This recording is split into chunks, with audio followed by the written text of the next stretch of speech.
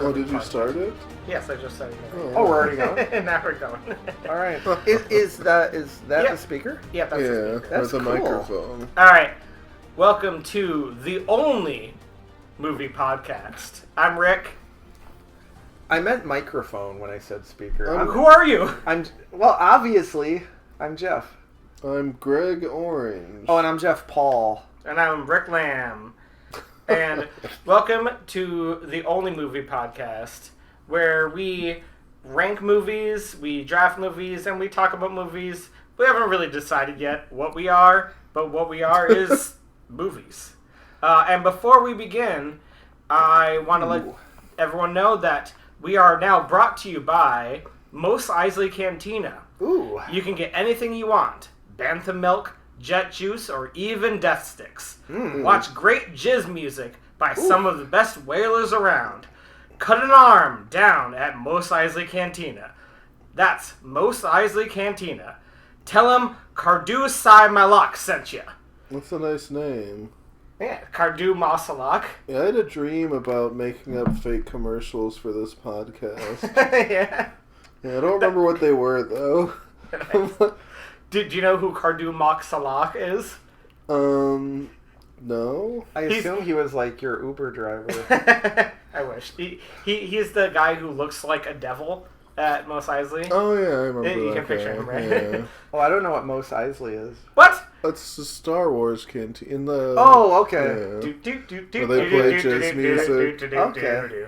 Yeah, I'm not really a Star Wars guy. Well, I mean, you're at Mos Eisley right now. It's the den of scum and villainy. So Because Yeah, I know that Wretched your Hive home was is called the good. Cantina. So. Yeah. And you said something about great jizz music. oh yeah. Yeah. We should do our second episode. We should be ranking like our top 25 great jizz. Oh, songs. right, there's- like songs you would Oh. want to like jizz to. Oh, Oh, no, I sure. thought you were just talking about the classics of jizz. Yeah. Oh, Yeah. does the jizz mean... the old jizz standards. The jizz standards, as it Yeah. were. Yes. You'd be the perfect spokesperson for that. You just Again, you you have know- the sound and the look for jizz standards. Do you actually not know what standards jizz is music nice. is? No, I just assumed it was like, can jizz mean more than just like ejaculate? It does not mean that at all. It means that type of music. Yeah. It's the kind of music that is played in the cantina. Yeah. Oh, because I thought we were talking about sperm the whole time. No, you get your man out of the gutter. What do you This mean? this what is do a you mean, PG ew? podcast. Sperm is PG. Well, I assume George Lucas just was like, well, how do I make jazz sound spacey? Yeah. And it's like, oh, jizz. All right, let's get off of that. What we're doing tonight is that everybody right now is doing their top 25 movies for the past 25 years. The overall best movies of this century, now that we're a quarter of the way into the century. And I'm kind of just ripping off of other podcasts, but it seemed like a fun thing to do because they all got it wrong. So we're going to be... Yeah, our Correct. list is Oh, going to actually- be the superior Actually, I didn't list. listen to other ones because we're the only movie podcast. I forgot about Oh, that. I already This undercut is an it. entirely original idea. Yes, entirely original idea. No one's ever thought of it. Yeah. Like no one ever thought of beer. Yes. That was the perfect time to open a beer can. That's going to sound so good on the podcast. Yeah, either really good or really horrible. And All right, so I'm going to piercing. describe how it works. Is we're going to be doing a cooperative, collaborative, slightly competitive draft, where each of us gets to pick one movie in order from 25 down to number 1, and we're going to try to have a collective list of what we think are the best movies so far in these past 25 years. We're going to roll a die and then see who's first, and then it's going to go in a circle-style draft. So it's going to be me, Rick, Jeff, and Greg, and then go back to me, and then continue in that way. There is a slight twist on this, though, to make it a little bit more interesting than just drafting. I got the rule. Every half hour, one of us has to die. Exactly. We have one rule, which is the opposite of... Yeah, this is a to the death draft. Exactly. So the only thing is the skip. if somebody puts a movie on the board and you disagree with that, you can skip their pick. And that means that movie, that pick, is thrown away and it goes to the next drafter. And it continues on from them until the person who was skipped, it's their turn again. Yeah. Then they get 2 picks. And they can't be skipped. And then the 2 picks can't be skipped, either one of them. Also, if a drafter puts out a movie and then they are skipped, they are not able to pick that movie again for the rest of the draft. But the other 2 people still could if they wanted to. Presumably only the third person would potentially want to pick that movie, but... So, like, let's just say that Rick picks The Greasy Strangler. Yeah. His favorite. And Greg skips it. Mm-hmm. That means it would go to me. Yeah. And then I also could pick The Greasy Strangler. Correct. Yeah, or you could pick it later for, like, it could be the best movie. Like, So save it for number 1. Yeah. Exactly. You can skip people to get Let's it. get Like, Greasy. fuck that. Get that off the list. Wait, do you have infinite skips? No. We each have Everybody 2. has 2 skips, Okay. and then that means that everybody also has, or every person who is skipped also has 2 picks. So everybody always has the same amount of picks because if you're skipped, you double up on your next one. Yep. Yeah. And sometimes you want to skip to say this movie does not belong in the top 25, but you can also skip that, like, you picked Greasy Strangler at number 25. No.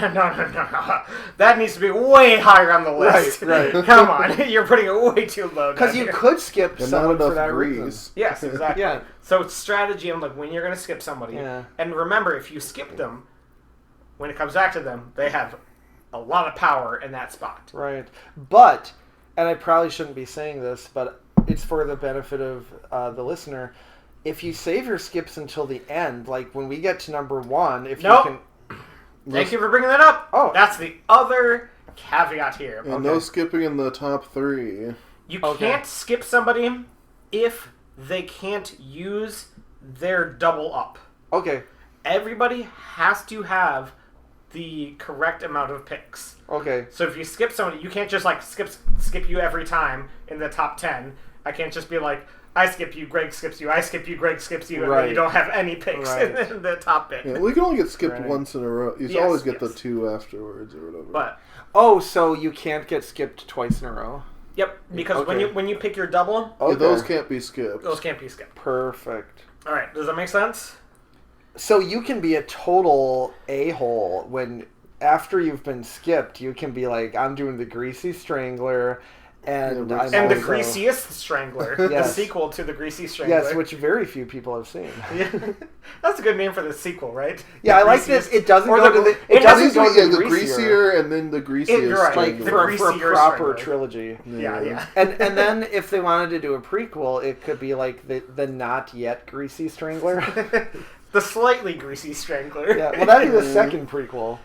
Or would it be like the Greasy Choker? Because, like, choking, strangling means you kill them, but choking is like, that's true. you know, just a little. It would be a prequel to when he was in high school. He played on the basketball team, and he was always bad under pressure, so he also choked in that sense. The Greasy Choker. Hey, Greasy Choker, take the game-winning shot. Oh, airball, he choked. Maybe the Greasy Strangler is already a sequel to the movie Grease. That's how I interpreted it.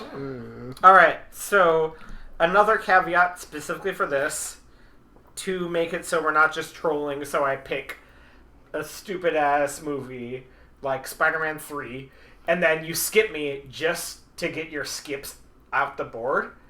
That's the reason that we decided that on Letterboxd, we each made our top 25 movies of 25 So we years, can only draft from that list. and we can only draft from that list. Yep. So you can't troll the room. Yeah, but it also can't be like, if someone skips someone and you're like, oh, I actually do like that movie, then you're also kind of boned there. Yes, you can't skip somebody and then pick it later if it's not personally on your list. Right. Although I feel like we're kind of going to be helpful to each other, right? Yeah, There's gonna be no bad feelings by the end of this. Yeah, we're gonna be nice to each other. Yes. Also, we should let the listeners know that we're getting drunk as we do it. Oh yes, that's gonna be a main theme of this I podcast, think that's just a given for podcasting in general. or it should be. I think so. I've never seen a sober podcast. Yeah. So before we started, we each did a shot of Yag, and now Greg and I are drinking hams with bitters in it, which is pretty good. Hams and Angostura, a very fancy cocktail. A couple of gentlemen. And ham- I'm drinking. I'm drinking a whiskey Dr. Pepper strawberries and cream. Oh my gosh, can I switch to that after my hams? This is literally my last strawberries and cream. I'm so sorry. No. I know. You want to taste this one? Yes, please. I'm going to try to slurp it so the microphone will pick up. I'm personally enjoying this ham. Oh. That's quite the slurp. But It's not my first rodeo. Damn, that's good. I know, right? I guess hams is a beer, by the way. And if, Yeah, we're if not our actually listener doesn't eating know that, hams. then they're... Yeah, well, it's a very local. I think it's only in this area. Oh, that's true. So Rick is drinking a whiskey and Coke, and Greg and I are eating plates of cooked ham. Yes. Yes. I don't know what that was. Let's get into it. I'm going to keep We trying need to to pull us back onto it. Do you have a randomizer of Yes, some kind? random.org. I should have a little spinner or something more Yeah, exciting, whatever. but that's what we're doing for now. So Any other questions? Any other establishing things that we should say? we're just doing it whatever. Yep. It doesn't matter. We should probably mention that all three of us are naked. Oh, yeah. Well, that's also assumed. implied. Yes. I mean, oftentimes podcasters are only naked from the waist down, but we are also naked from the waist up. All right. I'm going to be number 1. Jeff is number 2. Greg is number 3. And the person to start, the person that also gets the extra one. Wait, Yeah. that it's best to means go 25 also picks number 1. That's true. Yeah, so it's definitely the best spot. The best spot. Okay. We should, before we get started though, we should also mention that there's about, I can't quite count, there's like 20 beautiful women in the room with us, but they're not mic'd. Yeah. Oh, yes. And also one beautiful classic actor who is people appreciate, even though he was in a terrible movie. But our boy James Dean, he'll always be here with us. James Dean is in the room. James ladies and Dean's in the gentlemen. room with us. I'm sure clapping does great things for the mic. The mic loves I clapping. think it's going to sound good if you have it on Yeah. headphones. Also, the beautiful women are gagged. That's why they can't speak. Yes. They're also shackled, which is why they can't Yeah. clap. Yeah. And I thought you were So going to that's say the implied. beautiful women are gay, which they are. They're all lesbians. All right. Okay. Beautiful Stop lesbians. with tracking away. You were the one who was concerned that it would take too long, We and now should- you're. Well, you said 6 hours. I would be fine with 5.5. All right. The first At this person rate. to draft is. Of course, it's Jeff. God damn it. I feel like that's fair. Let's go. So I get to choose number 1. I should say Oh my... no, it's number 25. Number 20. No, but you no, also but get to I, choose. yeah. I'm eventually, because I'm number 25, Yeah. 22. Yes, you don't have to 19. rattle them off. I'm not going to list all 9 numbers. So what do I think should be number 25? Again, we were kind of talking about strategy before the mic was turned on, but in this lower portion, Yeah, I'm drafting to win. I have a couple in there, but I'm gonna pick higher because I just like some of these movies need to be on it, and I think this is a really interesting draft because the three of us have kind of cohesive ideas about movies, but some of them are very personal picks. All of them. All right, are you ready? Yeah, I'm ready. So, I'm looking at my movies and thinking which one, if I were looking at a list of the top 25 movies, which one, because you're generally going to read it from 1 down to 25. I didn't even think about this, but I should post this somewhere. Yeah. On, like Instagram. Yeah, we I'm should gonna post definitely it 25 down to 1 because that's how you should read things. Oh, That- you that's- think so? Either way, I mean that's how I'm gonna post it because I don't like when they put the first number 1 as the first one. Because you want the suspense. It wants the suspense. Yeah. That's the whole reason we are doing it Okay, that way. yeah. So, all right, so I guess what I was gonna say it still kind of holds. Like, what do I want number 25 to be? Yeah. And I can talk about my reasons why. Oh, I forgot. Yeah, but say the movie and then talk about your No, reasons. but another Yeah, I rule, will. another rule about this is the timing of saying your skips is that everybody has to explain why they picked it and why they picked it there. You can't just be like, "Here's my pick, next." You have to say the your point whole is thing. to talk about the movie. Yes. Yeah. That's my understanding. and that also gives people time to decide if they want to skip you. Yeah. You can't just say it and then the next person talks, because then it, one, leads to less conversation, but two, Right. makes it so people have less time to skip you if they think you're an idiot. Yeah. So, speaking of thinking I'm an idiot, Yes. my pick for number 25 of the last 25 years Skip. is... That's fair. All right, go on. My pick for number 25 movie of the last 25 years is Zoolander. Okay. Explain. Uh, Talk about it. Well, I think in general, comedies get underrated.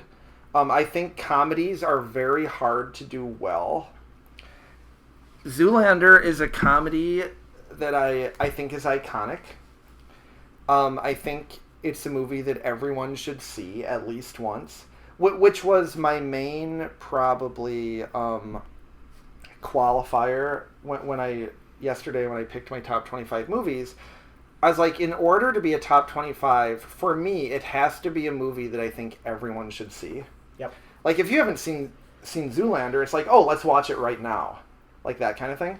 Perfect. I wrote 2 senior papers about movies at the University of Minnesota for my my film studies minor. One of those 2 movies was Zoolander.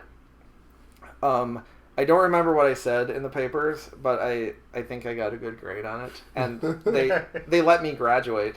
So that's not nothing.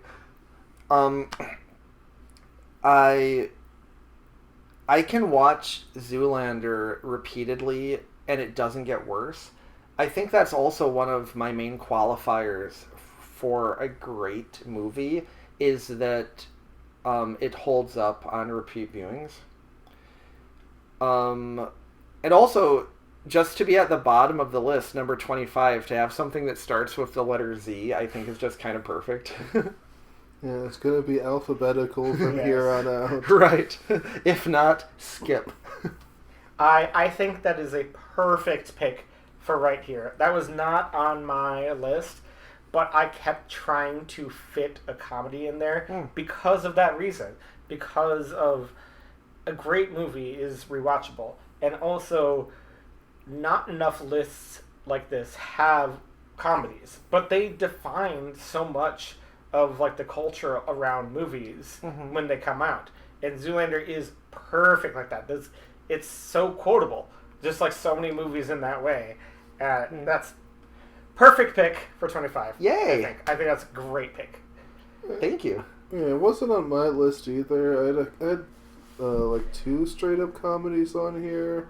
And I was also thinking about starting with one if I had gone first. Yeah. And I don't know, I feel like that's a iconic movie. So, I don't know. Right. Seems like a fair spot for Zoolander. Yay. Nice. All right. So do we So have no like a skips? master list? Are you making the master list Oh, as we go? right. That's why I have the computer out here. Yeah. I didn't. Yeah, that seems important. You should All probably right. keep an eye on the recording too, just to make sure Yep. that. I have it. That it didn't stop recording? Yeah. Yeah, that would suck. All right. Now on to Greg, the most orange man in comedy. There was one other guy, though. Yeah. Alright. I'm picking from this section. Yeah, I was also going to start with a comedy, but I'm like, do I want to start with 2 comedies in a row? That's kind of part of what's going to be fun is just a natural feeling for balance. Yep, Like, it's going to exactly. depend on what the previous one was. You know what? I'll just throw this out there. Hot tub time machine. Alright, we're doubling it up. Okay. Let's calm down and give Greg the room. Yeah. Well, I like a movie that delivers on an absurd premise and really like just goes for it, and all the jokes, which I feel like it's just a very funny movie, like go beyond where my imagination of where the premise is gonna lead. Like, I like a movie that goes beyond where you think it's gonna go. I feel like it takes the next step, and also like it takes the the time travel genre and like pushes it in like a little bit of a. Some might say too far. Yeah. I wish I remembered it better. Yeah, well, we'll take a time machine and go back and rewatch it Yeah, again. go back to 2010, I think. That sounds right. 2009. I don't know. I would believe it. Another tiny thing that I didn't establish before, but I feel like technically, if we were going to skip, it goes to the next person. I decide if I'm going to skip it or not, and if I say no, sure. then it goes Well, to I just you. assume that like someone can just shout out if they want to skip it. Yeah, but I think like if both of us try to decide, like if both of us hate it, I'm like, I have to decide if I want to use up my skip, because each of us Sure. only have 2 in our bank. You Yeah. know? Yeah. Just that, as an aside, I'm not going to skip this movie. This is also Ooh. great. I don't love it as much as Greg does, because I don't think anybody on the planet loves it as much as Greg does. But I like it. It's good. Yeah, part of what I like is... Zoolander's definitely better. I mean, I think so. But part of what I like about Hot Tub Time Machine is it's such a Greg pick. Yeah. Because Greg is going to pick some wacky-ass movies, I assume. That's why I'll there's let a him few. get these down here. You're like, well, I don't want those 2 movies in a row that are coming next, Yeah. or whatever. I need to save my Right. skips for when he gets real weird with it. Right, when he's had a few more hams. So what I find wild, anyone looking at this list, Zoolander, Hot Tub Time Machine, they're going to be like, what the F? Don't worry, my next Yeah. pick is... I like my next pick for that reason. So do we have it locked in at number 24? All right. Hot Tub Time Machine. I'm writing these also Nice. so that we just in case we Yep. have any problems. I'm drinking. I'll probably get distracted. So, I was kind of scrolling around and I was thinking of a movie that this is. I mean, as we all say, just a movie that belongs on here. Looking at my list now, I kind of feel like it should be higher. But no, I think it's good. But to do a left turn off of your comedy movies, I'm going to pick Whiplash. Oh. Fantastic movie by Damien Chazelle. Tom Brady's ex-wife, right?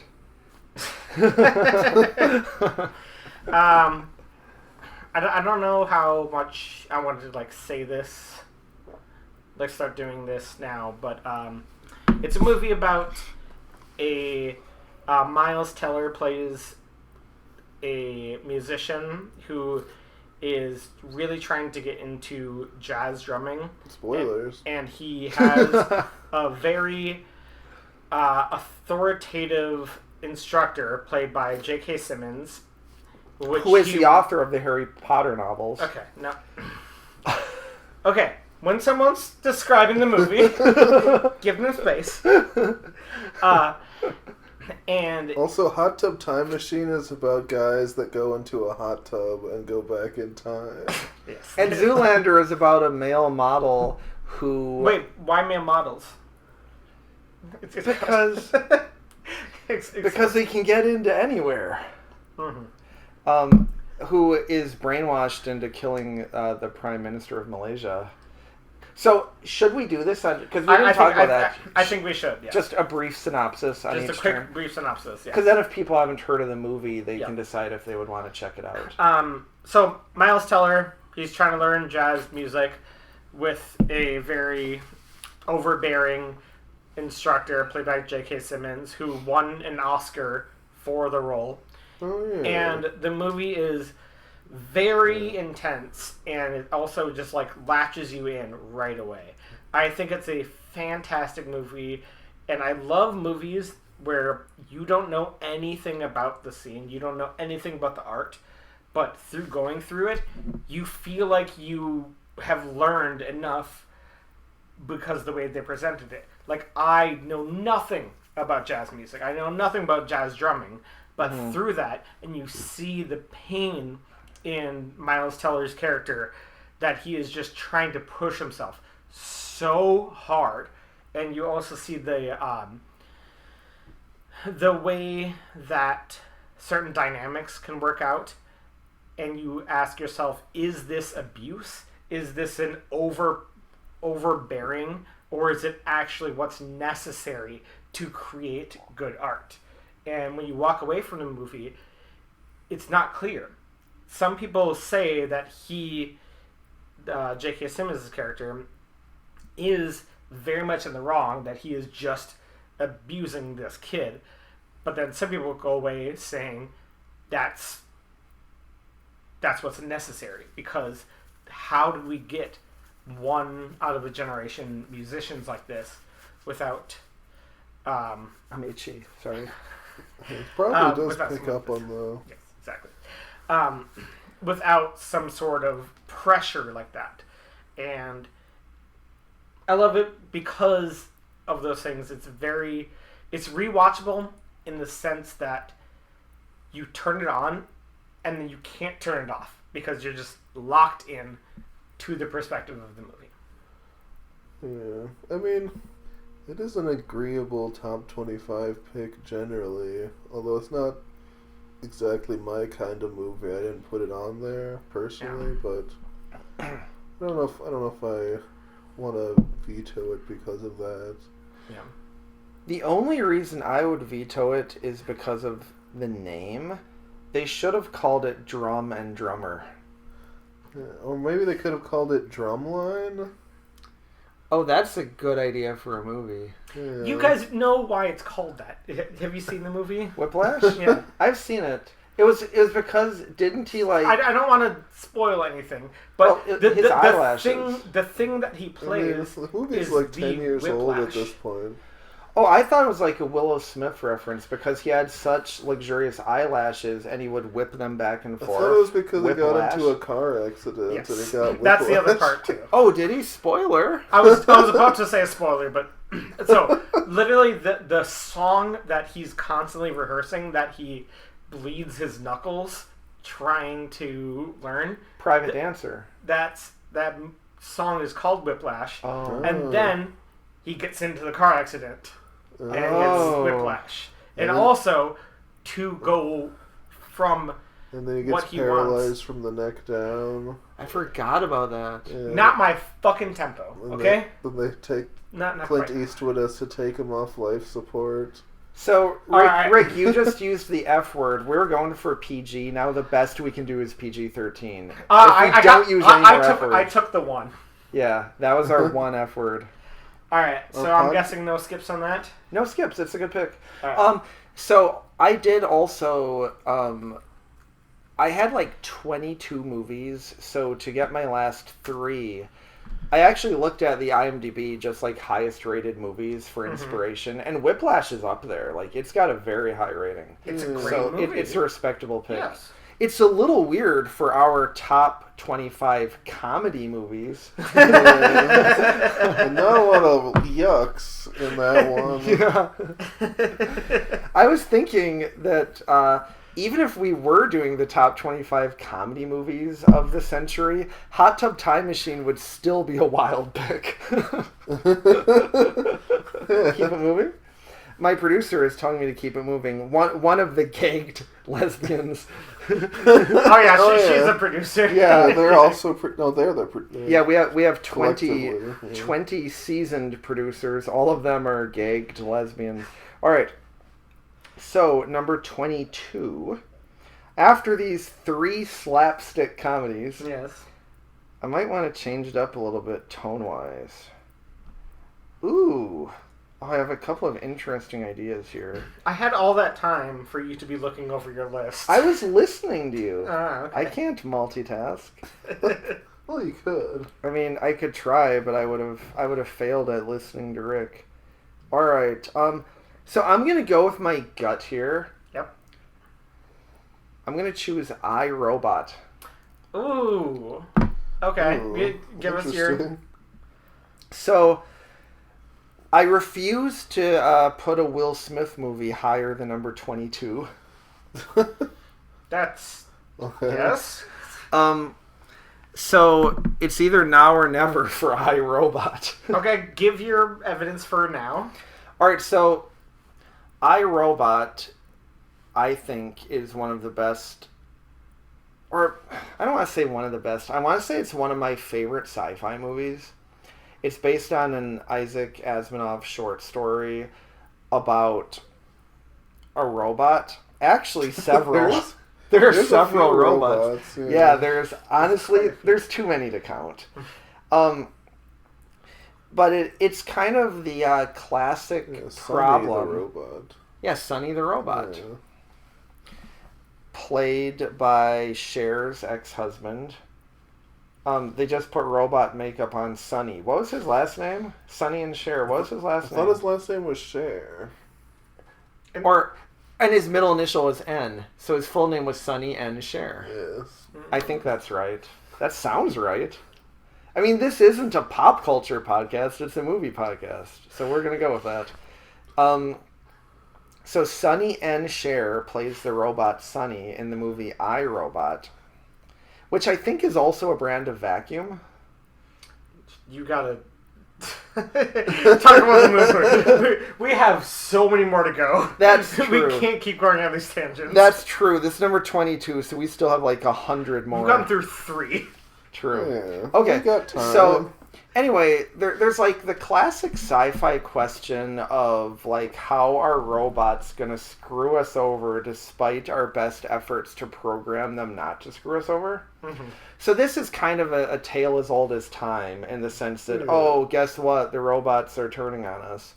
And I haven't seen this movie for a long time. It was directed by what's-his-face? Alex Proyas, I believe. Oh, I'm sorry if that snapping was annoying on your Beats headphones as you listen to this on the bus.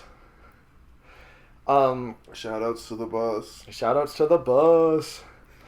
Or in your limousine. Maybe someone's in a limousine. Rick is telling me to shout out the limousine riders out there. Also, like, that probably picks up a lot of sound as well. But yeah, stop setting down your drink. Why don't you just set it in midair like a magician? So, I believe it was directed by Alex Proyas. I might be pronouncing that wrong. That sounds plausible. Yeah, I think that's right. It sounds good.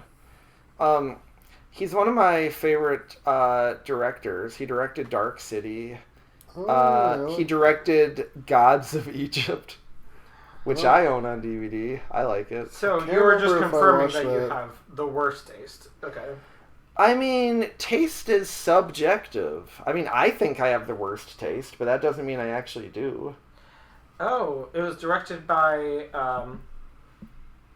Was I wrong? No, Alex Proyas, Oh, yeah. the guy from Game of Thrones, the eunuch. Does he just look like that guy? Yes, he does. Okay. Yeah, because Okay, go on. he didn't play Lord Varys. Yes, but you know who? Yes. Yeah, I know exactly who. Yeah, and Okay, yeah, they go do on. look similar. Alex Proyas has a little more. Oh, he hair, directed though. The Crow. Yeah, The Crow. Yeah. Oh, okay. Well, The Crow and Dark City have a very different vibe than Then iRobot. iRobot. Yes. That's So- the- Sorry, go ahead. I like No. iRobot. You know, I like the mystery is kind of fun. I I do feel like it's kind of a flawed movie in some ways, but it's the kind of movie that I would put on my list and definitely considered. How do you feel that it's flawed? That's a good question. It's been a while since I've seen it. That's just kind of what I remember from the last time I watched it. There was like... All right, I'm just going to stop you right there. I'm skipping this. Wait, you're skipping iRobot? Is iRobot it because of Shia LaBeouf? It's dumb, and I love Isaac Asimov. And the way he has established what the 3 laws of robotics are, and the way he has built that whole ideology, and iRobot is one of his best stories, and brought to film, it's just such a disappointment. Because the movie itself is just a dumb action movie, and it's one of Will Smith's worst. I think Will Smith is a great actor and great at what he does. But this is one of those things that... I think it's a good Will Smith performance. I don't know. But it doesn't do either justice. It doesn't do Asimov justice, and it doesn't do Will Smith justice, because combining them in this way just shows the worst of both worlds. We should have a spin-off podcast called Asimov Justice. But either way, I'm using one of my skips. I know, I clapped too. I'm using one of my skips on this. Next time I get to do 2. Yes, Hell yeah. No, don't like this movie. Okay, that's fair. So it's also like there's so many better movies. I have not read the short story, and that would make a big difference. Because so this came out, I think, in 2004, Yeah. and I will admit that around that time, I was really into movies that felt futuristic. But it doesn't... Oh, Alan Tudyk did something. Yeah. Oh, nice. Yeah, there's like a story about that going around recently. But yeah, feeling futuristic, but not actually fulfilling the ideas of futurism is why I don't like it. Or I think it's a fine movie. It just does not need to be on this list. I mean, yeah, it's a fine movie, but it's no Hot Tub Time Machine. There was a Alan Tudyk interview recently where he said that his name got like taken off the poster because he was testing better than Will Smith's character. Nice. Is he the same as Alan Turing? No. Or is that a different person? I'm not going to get into that right now. Alright. I feel like this is a solid pick and feels like a reasonable spot for this movie. I'm going to go with The Grand Budapest Hotel. Huh. I think it's my favorite Wes Anderson movie, although I haven't actually watched every one of them. I like Wes Anderson when he's doing like a more plotty movie, because I feel like his vibe lends itself well to like a lot of shenanigans. And I feel like this is a movie that like balances like the heart and like the shenanigans and just like having like just a genuinely well written script and movie. I don't know. It's just both. I feel like it's a good movie. This like even if you discount all the Wes Anderson-iness of it, but I feel like the Wes Anderson-ness of it helps the movie as well, and like it like blends well and comes into like just a very satisfying watch. I don't really think I need to explain the plot. Yeah, I was just about to say, like, do you want to explain it? It's not. I mean, there's a hotel. It's called the Grand Budapest Hotel. Spoiler. I do not like Wes Anderson. I think his style is okay, but the fact that he just slaps you in the face with his style every shot he shows is Rick really... famously does not like style. Which you wouldn't know because we're all naked right now. Yes. Sure. But I kind of expected this to show up because it was on like New York Times and stuff like that. Too bad no other podcasts have talked about it because they don't talk about movies ever. Right. This that is is the too only bad. movie podcast. Strange and- this is the only episode of any podcast that's about movies. Yeah, that's crazy. So far. But I did just watch this movie, and it's now my second favorite. My favorite's Bottle Rocket. Because both of those are about the plot. They actually have plot. It's not just all style. I like substance. I don't like style over substance.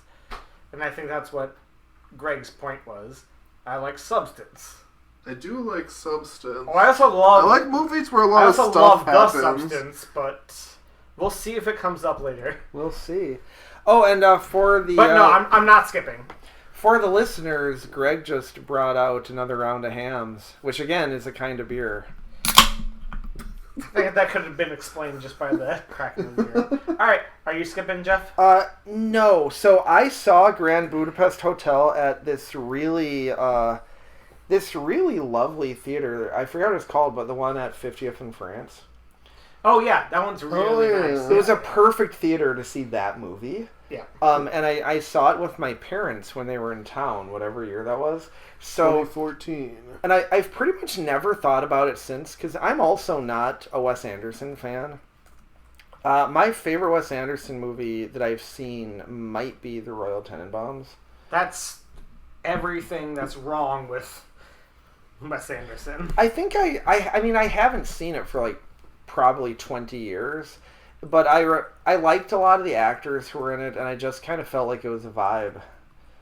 Which... Mm-hmm. Wes Anderson movies are a vibe. It's generally a vibe that I'm not super into. The Grand Budapest Hotel might actually be my favorite Wes Anderson movie I've seen. I just don't remember it very well because I only saw it that one time. But yeah, Rick, I'm definitely not gonna skip it. Okay. Oh yeah. So to move on to the next one. Number 21. 21, yes.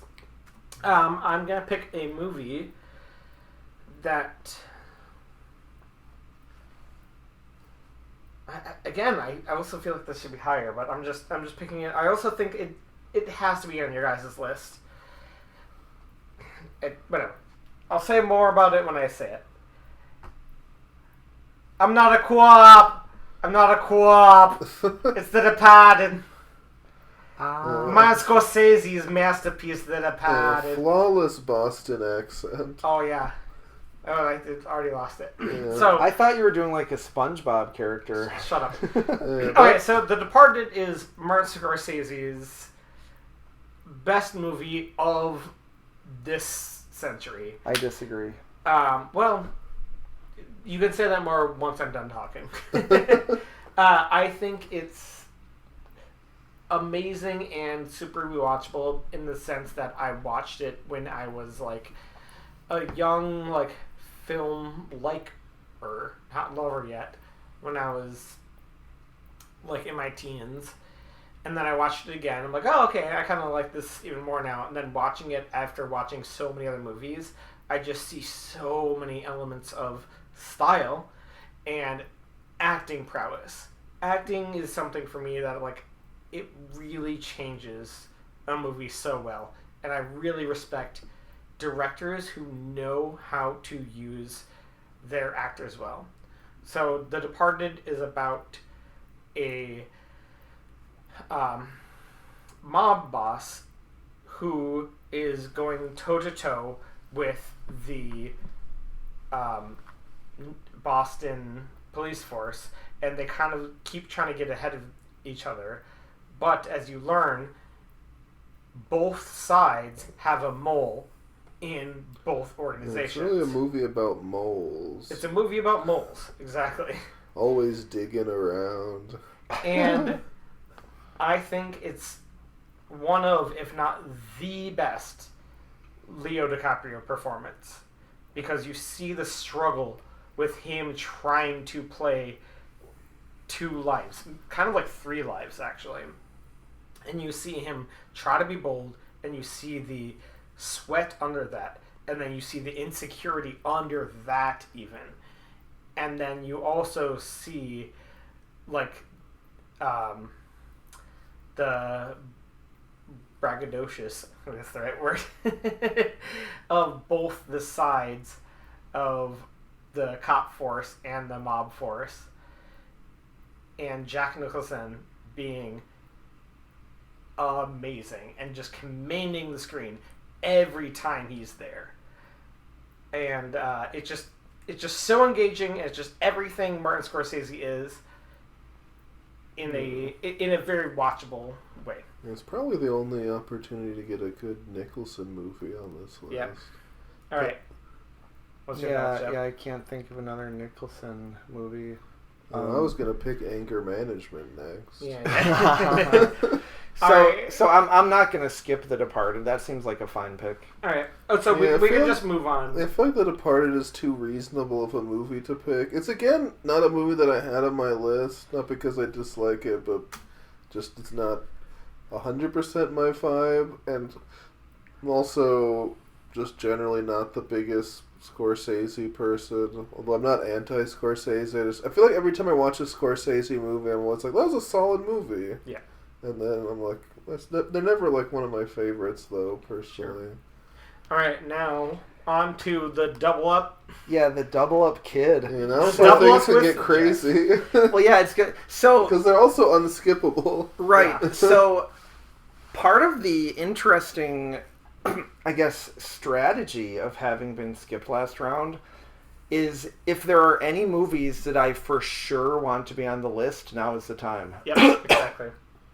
So, also, I don't want to pick a movie right now that, like, I assume I'll get skipped again later, so... Oh, There's definitely a possibility. Yes. We do So- have 7 skips on the board. Not 7. 5 skips on the board. Yeah. There's only 3 of us. Yeah, well, I mean, I'm not going to skip myself, so there's still 3 more opportunities to skip me. So that was number 21, That was The 21, Departed. so you're on 20. So I have to think what I want number 20 and number 19 to be. Correct. Okay, this feels appropriate for number 20, can't be skipped, because it really shouldn't be higher than number 20. All right. I'm going American Psycho. Hey. It's a classy movie. I love that Describe movie. it, yeah. It's one of my favorite movies. I could watch it repeatedly on a loop and never get tired of it. Mm-hmm. Christian Bale is so funny in that movie. He is such a perfect Patrick Bateman.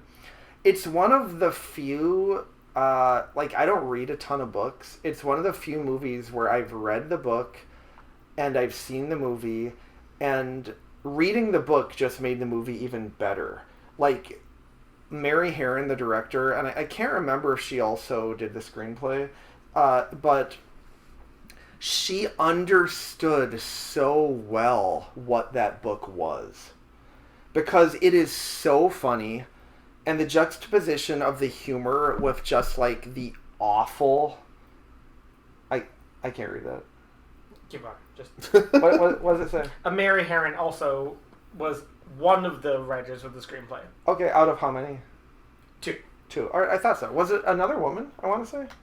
Guinevere, yes. Yeah. Yep. Guinevere Turner, right? Yes. Yeah. Haven't thought about this movie for a while. But yeah, it's one of my favorite movies. For anyone who doesn't know, it takes place in the late 80s. It's like a Wall Street yuppie who is also a serial killer. And it's kind of like... Or is he?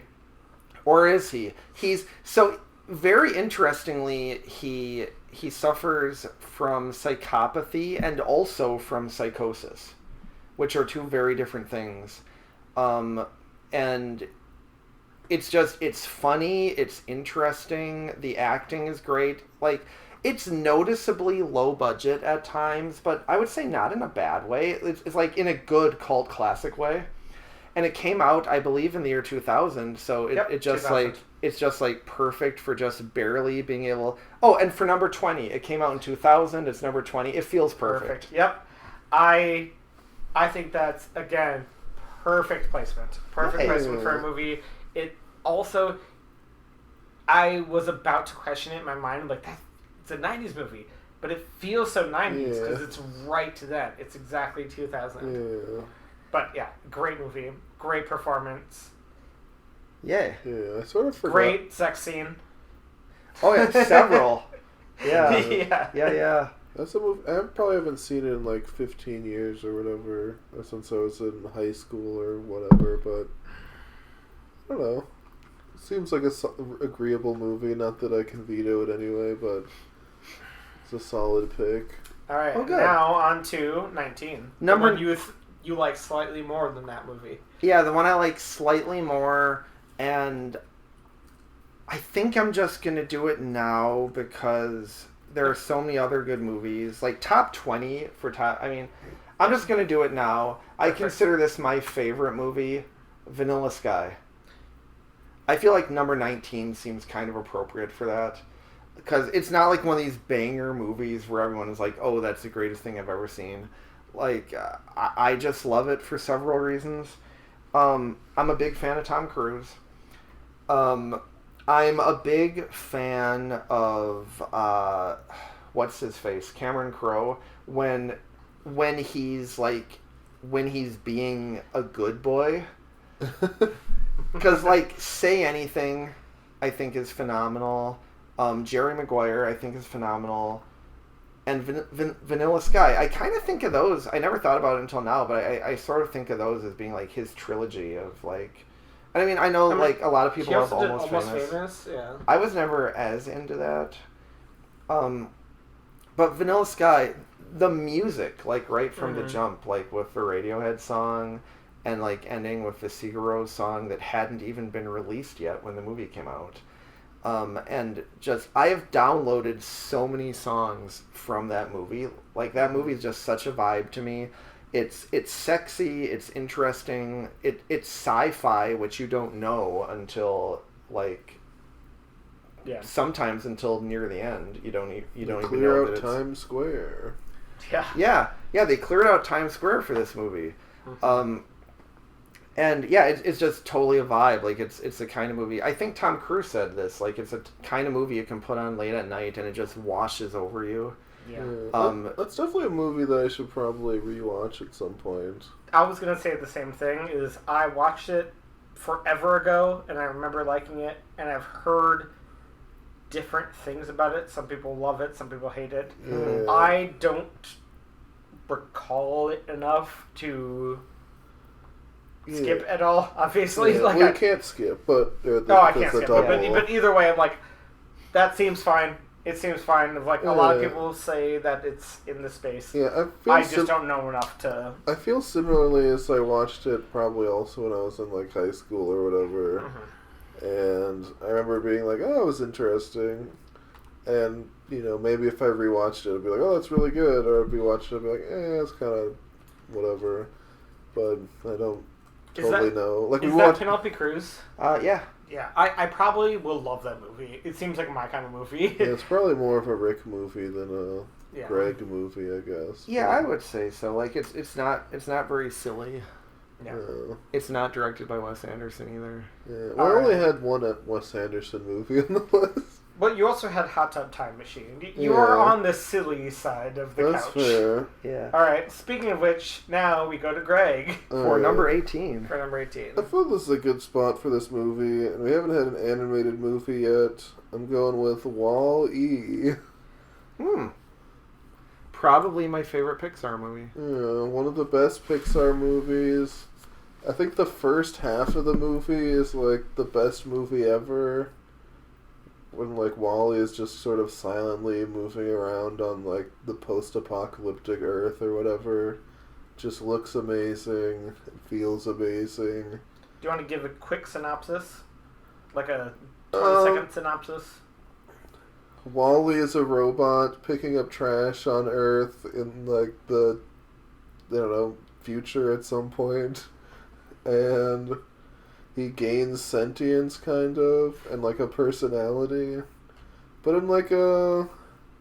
I feel like it's the idea of the movie should definitely not work. It feels like it shouldn't work. Yeah. And like you're watching the movie and it's so strange how the movie takes itself so seriously, especially in like the first half, and also like still doing My Fair Lady. Yeah. What he tries to do. Oh, I thought it was like a sex No, thing. no, come on. Visuals play well on audio. Yeah, Exactly. yeah. I was just trying to give it to him, not to the. Oh, Yeah, but now you're Yeah. talking about it. On an, Yes. yeah, it's So- always a good move on an audio-only podcast to make a gesture and then talk about it. Yeah. I was trying to not have us talk about it, but It looked Yeah. like the jerky, Okay. kind of like anyway, Yeah, go on. but Greg. like, yeah, forehead I mean, dildo kind of thing. it's definitely better than like Up or whatever. And it's just, I mean, there's more. I like when he's watching the people dancing and like they're trying to like he wants to like hold hands or whatever. With But Eve, yeah, there's just so Spoiler. many. Yeah, I don't know. It's just a great movie. I had this 11 on my list. Oh. I thought you would say a different Pixar movie, but this is the only Pixar movie that I have on this list. It's, I think, far and away the best Pixar movie. I think it's better than Incredibles. It's so cute and so emotional, all portrayed through this cute little robot. It's an amazing movie. The only way I would skip it is to get higher, but I'm not Yeah. going to do that. It's an amazing movie.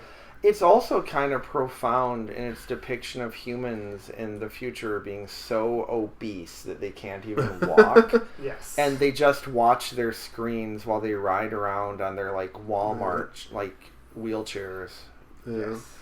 Well, it's probably a poor strategic decision to pick a movie that probably other people wanted higher than me. Yeah. But I don't know. I think it's It's on the list. It's though. a good spot. I feel like it's a reasonable spot That's for a reasonable it. spot for it. And yes. It yeah. feels Now right. I almost want to talk it down, but I don't really want to. It's just a great movie. It's a great movie. It's so good. But That'd be an interesting move, talking down your own pick. yeah, well, I feel like if I want to just explain why I didn't pick it even higher, in that I feel like the second half is just not as good as the first half. I remember thinking that. Yeah, and but I feel like the first half is like so amazing. Then when you get to the second half, you're like, still good, but Yeah. it's just not at the same level that the first half was at. Yeah, I remember feeling that way too. So yeah, it probably shouldn't be higher than number 18. All right. We good to move on to the next one? Yeah, I'd say Okay. so. I was trying to scroll through. I'm like, I don't really know which one to pick in this spot. Mm-hmm. And I just scrolled to, we're at number 17, and I went to my number 17. Mhm. And I think it's actually perfectly fitting right here. Mm-hmm. I'm going to go with one of my favorite actresses and not up and coming, a director who is really big right now, but his best movie is Arrival. Oh. Arrival is a movie about a spaceship, space Ships. thing that arrives on Earth, and nobody knows what to do with it, but then they go up into it, and then they see these extraterrestrial beings, and they don't know how to communicate with them. And so they hire one of the world's best linguists, Lois Lane. and she's really cunning. She's a very cunning linguist. You're talking about the porno version. Yes. But Amy Adams, I love her so much, and I started to really think that she's one of the best actors because of this movie. It's a movie that has a very clear plot until it doesn't, and it pulls you in and gets you to think about things beyond our perception, which I think any good sci-fi should do. Sci-fi is best when you're along for the ride, but then after you turn it off, you start thinking about like, wait, what if that was the case? Like, is that the case? Like, what's actually going on in reality? Because sci-fi should try to expand your mind in some way. And I think Arrival does that well with still feeling like a really compelling story, and obviously very well acted and well directed. by Denis Villeneuve. I haven't said yet. I don't love the Dune movies, but I appreciate this actor so much, or this director so much, and I appreciate Amy Adams and Jeremy Renner, and I think it's perfect right here. It was mine 17, and I think it belongs exactly at 17. I did not like Arrival, but I don't think I want to skip it because I feel like I might like it if I saw it again. Greg, what do you think? It was a movie that it was on and off my list a bunch when I was making my top 25 list, and Perfect. it's like one of my, I don't know, I feel like, well, I think the reason I didn't add it to the list personally, because it was going to be 25, I don't know, it doesn't matter, but it's just, I haven't gone back and rewatched it since I saw it the first time, and I remember really liking it a lot. And I don't know. It has I like, hard. I guess we would call it hard sci-fi movies. Well, to me, hard sci-fi is something different. Yeah, but I just said that she's a cunning linguist. I know, that's what I'm talking about. It's got to be the adult version. it's a movie that looks really nice. It looks so good. It's Villeneuve is so good at making it look fantastic. Yeah. Yeah. Is it a Deakins or? I don't know. Oh, is it Deakins?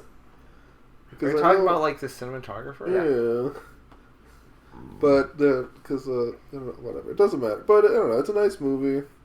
I know I'm porno. definitely not going to veto it because I thought about putting it on my list. I know the porno version had Christopher Nolan's longtime cinematographer, Wally Pfister. Is that actually true? That's his name. That's a good name It's a for a great name. cinematographer Yeah. or anyone. Yeah. All right. So, Now, I don't think I'm going to veto it because people love that movie, and I love linguistics. I wonder if I just wasn't really paying attention or if I just wasn't in the right mood when I saw it. I saw it in the theater, and I was bored. I will say that I went into this planning on aggressively skipping Rick's picks, but so far they've just been so reasonable that I feel like I can't justify skipping them. My personal top 25, I'm not picking. I love Room. I'm not going to throw it out there because that's a personal thing. That's on my personal top 25, but I know that, yeah. Yep. Oh, the one with Ms. Marvel in it? Or, no, Captain Marvel. Captain Marvel. Yeah. I love the movie. Brie Larson. Yeah. But no, I have reasonable picks. I'm picking strategically. Also, Bradford Young was the cinematographer. Okay. I don't know who that is. Because Villeneuve did Blade Runner right afterwards, and that's Deakins, right? Yeah. So because he won Roger Deakins won the Oscar for his next movie or whatever. All right. Yeah, Jeff. Arrival feels respectable in number 17. Sure. So, I might need a bit of a moment here. I've got a few ideas. I don't want to go sci-fi because we've just done 3 sci-fi movies in a row, I think. Well, spoilers, my list has a lot of sci-fi. I mean, I do like sci-fi. Number 16? Number 16, yeah. I'm going Pirates of the Caribbean, The Curse of the Black Pearl. For a second, I thought you were going to say a different Pirates. That would be insane. I want to have the 3 Pirates movies in this list. So I'm going to start with 3, go downward. I want all 4. There's 6. There's 5. There's 5. Oh, Oh, are there 5? That's right. I stopped caring Dead after Men 3. Tell Okay, but Tales. okay. But Tell your. the first one is obviously just in a different stratosphere from the other ones. The first one is so well written. It has so many quotable lines. Johnny Depp, invented the character for the first movie. nominated for Best Actor, and I think he should have won. He was nominated? I didn't even know that. I believe he was yeah. nominated for Best Actor. Oh, crazy. I think that's the year that Denzel won for Training Day. I think Johnny Depp was I mean, nominated. I feel like King Training Day Kong- was the year before, is it not? I could be wrong. Keep talking. I'll I- fact check you as you go. Yeah, I Alright. thought they were the same Just- year, but... And I haven't seen Pirates of the Caribbean Curse of the Black Pearl for a long time, but even just when I think about it, from how it begins to how it ends and everything in between, it shouldn't be possible for that movie to be so good. Just everything about it, like the skeleton effects in the moonlight, it's just magic. I think that movie is magic. Like, you best start believing in ghost stories. You're in one. Yeah. Like, it's Was so it good. 2003, right? I think it's 2003. Yeah. You are definitely right. Pirates is 2003. Training Day is Day 2002. 2001. Oh, damn. I'm You're like- only off okay. by 2 years. Okay. Well, I'm trying to remember then who Right, just keep going. who won that year that Johnny... I'll neither here nor figure it out there. as you keep Maybe talking. Denzel Washington won a second time. Well, he has one too, but It might have been the second one. Just keep... But anyway, Pirates, like, I mean, the costumes, just everything about it, it's a movie based on a theme park ride. Yeah. And the movie is a better ride than the ride. It's a ride. That's a good way of putting it. yeah. Yeah. Thanks. And when I said that, it felt like I must have rehearsed that, but I didn't rehearse it. I'm just speaking from the heart. Yeah. I think it's just such a good movie. Just everything. Like, thank you, Jack. You're welcome. Not you. We named the monkey Jack. Like, Jeffrey Rush is amazing in that movie. Yeah, he is. And Johnny Depp, obviously. Orlando Bloom and Keira Knightley are good. Just everything about it. It's Yeah, magic. I It's mean, romantic. It's yeah, exciting. Jack Sparrow is one of those, like, generational characters. I Michael Bolton suppose. would agree. Yeah.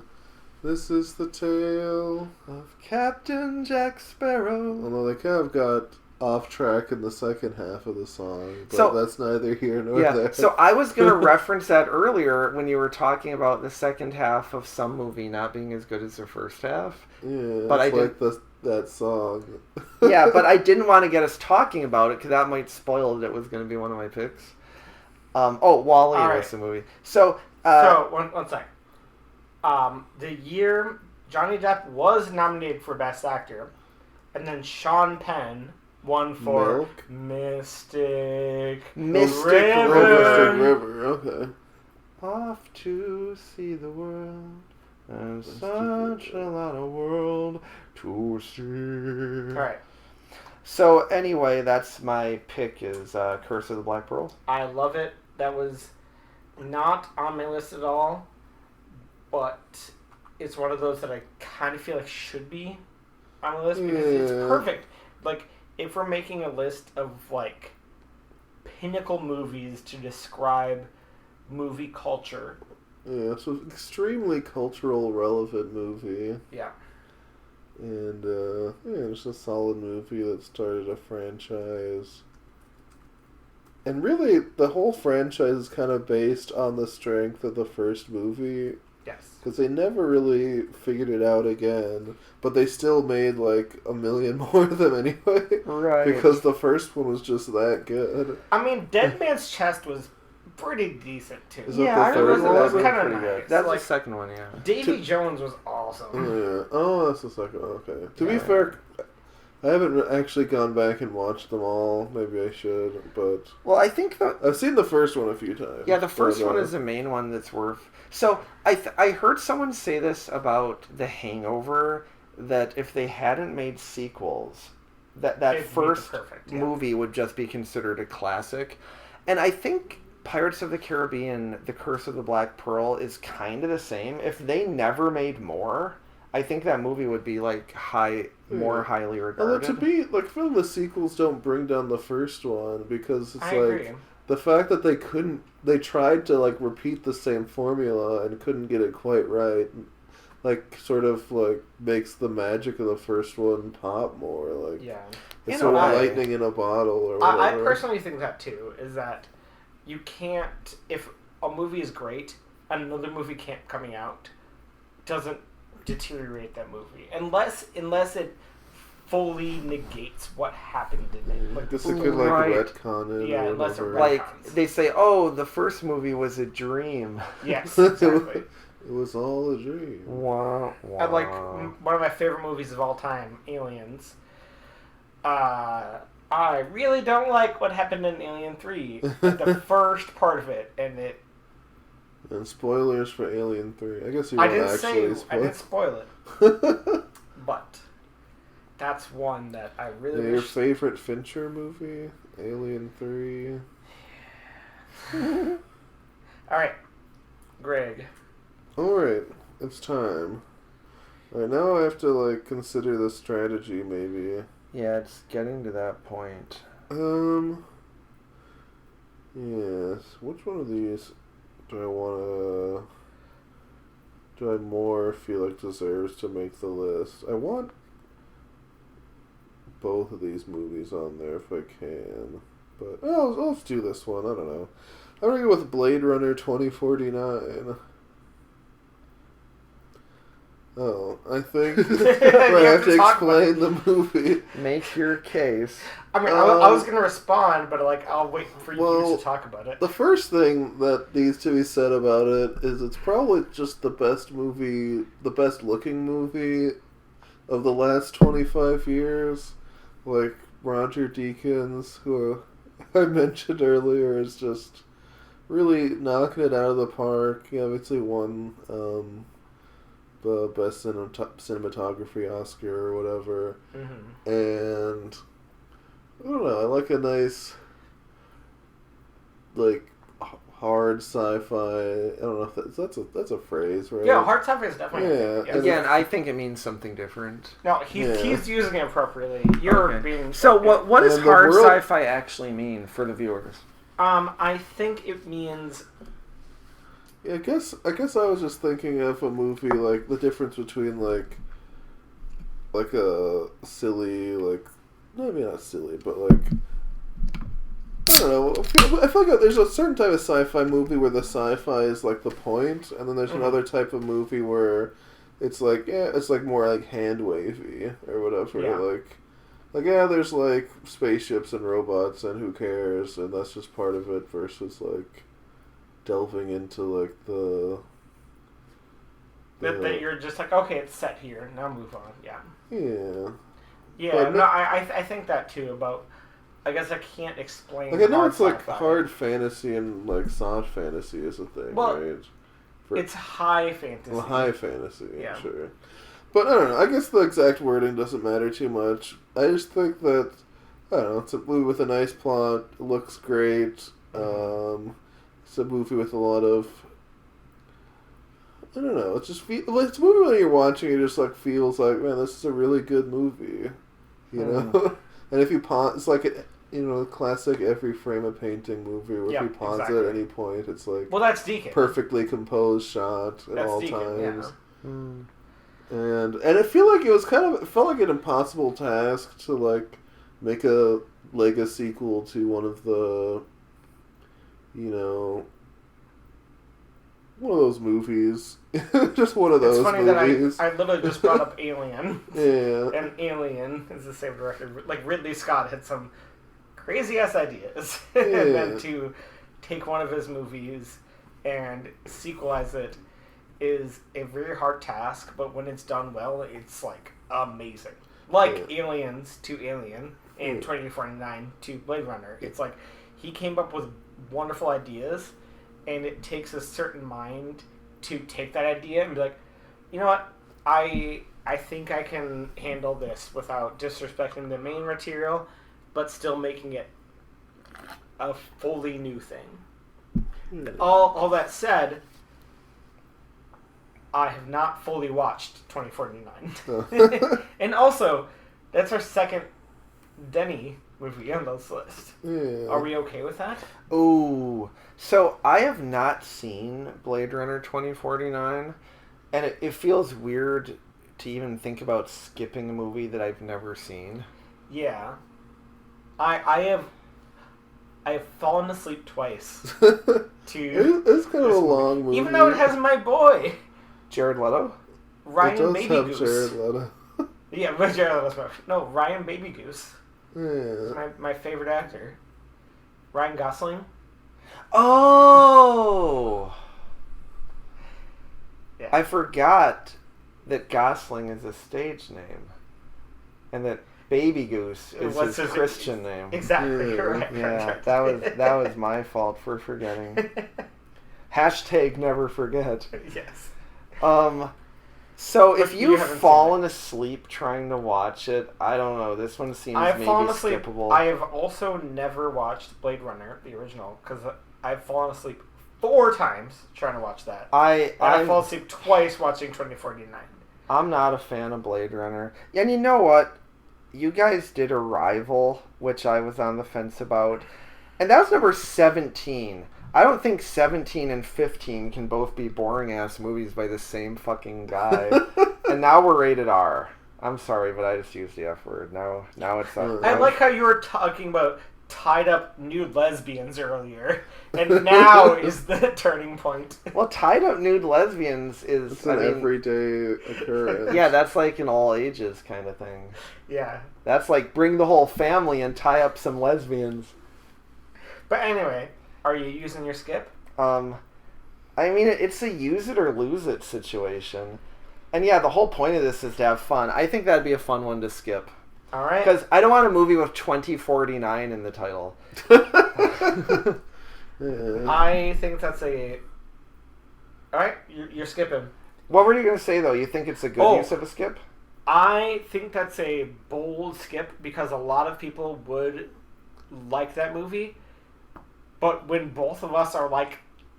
Yeah, when 2 of the 3 of us aren't on board, that feels like a good skip. I keep hearing that it's a great movie, but I've never experienced it, and I've tried. I've also heard bad things about it, and since I haven't seen it, I don't know. It's fun to use a skip. I like it. We need to be using these. Yeah, Use it or lose it. And now next time Greg gets to choose 2 movies, which I'm sure are going to be delightfully insane. They might be. All right. Stay tuned. I will play now for my 15th pick a movie by Denis Villeneuve that's a legacy sequel. Wait, the same guy? Actually, I was trying to decide what I should play here, but I do think that this is a good time to actually play another legacy sequel. But this one is by the same director as the movies that were previous. And I will play Mad Max Fury Road. I think I had never seen a Mad Max movie when I saw Fury Road. I just went into it knowing about the previous ones and kind of like the idea of them. And I watched it in the theater and it was just, you're along for the ride, quite literally. Mm-hmm. It's a movie about a post-apocalyptic society that may or may not just be current-day Australia. We don't know. It's impossible to know. It's impossible to know. For that comment alone, I'm not going to skip it. And it's kind of, it doesn't really have much of a plot. It's just, you're along with Mad Max and Furiosa, and you get to know this society, not because they explain it, just because of the world building that goes along with it. And most of the movie is set on this truck that is driving across the outback, the desert. And it's a very fast-paced movie. The war rig. On the war rig, exactly. And you just feel like hyped up the whole time because it's just all action, action, action, action, action. But not in like a dumb way that a lot of like action is just like hit this guy, shoot him in the face kind of action. It propels you forward. And it's visceral. It's visceral. Perfect. Yes, it's a visceral movie. And it's the movie that I watched it, and I'm like, oh my god, I need to go back and watch the first Mad Max movies. And guess what? They suck. Well, Did you actually watch Road Warrior? Or yes. So you did? Okay. Yeah. We watched Mad Max, and then we also watched Road Warrior together. Well, But I fell asleep. Well, that's not exactly what happened. What? But You were extremely tired, and you're like, I'm into this movie, but I just can't finish it right now. Oh no! And then what I was about to say is, Oh, then you went back. I went back and watched the whole thing again. Road Warrior is great. Great for what it is. It is nowhere near as good as Fury Road. Well, I mean, yeah. And Fury Road is... It's perfect. And I also really like Furiosa. I think I like it more than a lot of other people do. I mean, everybody has opinions, but that's not what we're talking about right now. But I think Fury Road is a way to do a legacy sequel in the right way, where it's still in the same vibe, kind of in the same world, but they never do like hokey nods to the first one, like oh ho ho, you get this, Yeah. like in the new Ghostbusters, she looks in the pocket and there's a Crunch Bar wrapper, and it was in reference to a random line where Bill Murray randomly is eating a Crunch Bar. And you're like, God. Like, that kind of stuff is not part of this at all. But also, it feels like the movie that he always wanted to make. Yes. You know? And it's just one of those undeniable movies. Yeah. Yeah, it was like a weird passion project of somebody who sees the world a bit differently. Yeah. Yeah, but yeah, I don't know, an insanely good movie. It's number 7 on my list, I suppose. Yeah. Yeah, it's another one of those movies. It's number 10 on my list, but I'm trying to just get those in there now. Yeah. Yeah, we're at this weird point where we might end up feeling that we chose wrong. Like, oh, I got one in. Yeah, and you don't really know how much space there's going to be, or how much overlap there's going to be. Yeah. But I think... But it seems like an okay enough spot. It could be higher, but it could be... It's fine. Yeah, it could also be we lower. need to have it on the list. If it didn't show up at all, we'd be doing something wrong. But and also, fantastic performances by Charlize Theron and Nicholas Tom Hoult. Hardy. And Nicholas Hoult. He's so good in it. And Nicholas Hoult before we knew who he was. Oh, I know who he was since he was a kid. Yeah. Yeah, The way since you he said was that. born. Well, yeah, a lot of the lesbians were nodding disapprovingly, but Yeah. whatever, I said what I said. Because I did not choose this movie, but I almost did. Nicholas Hoult, I've known him ever since, I want to say 2005, maybe? He was in really? The Weatherman. He played Oh. Nicolas Cage's son. I think that's a very I good haven't movie. seen that. It almost made my top 25. Wow. Is Fury Road on your top 25? It was not. Oh, okay. But Nicholas Hoult was so good in it. And you're like, Yeah. what is his name? Knox, right? Oh, okay, yeah. In Yeah, Fury Road, that's yeah. right. Doesn't he have that line like, "It's a lovely, lovely day"? Yes, exactly. Like, it's so good. So Yeah. good. He's a versatile actor. In Superman, he was amazing. Yeah, he's a nice Lex Luthor. He was a nice Lex Luthor. Like, I didn't really care for that movie, but I thought Nicholas Hoult was very good in Well, it. before Batman v Superman, my Lex Luthor fan casting was The Rock. Oh, that'd be interesting. Yeah, 2015 The Rock as opposed to Jesse Eisenberg. Could have been fun. All right, let's move on. I wanna- that is a clear sign that we need to move on.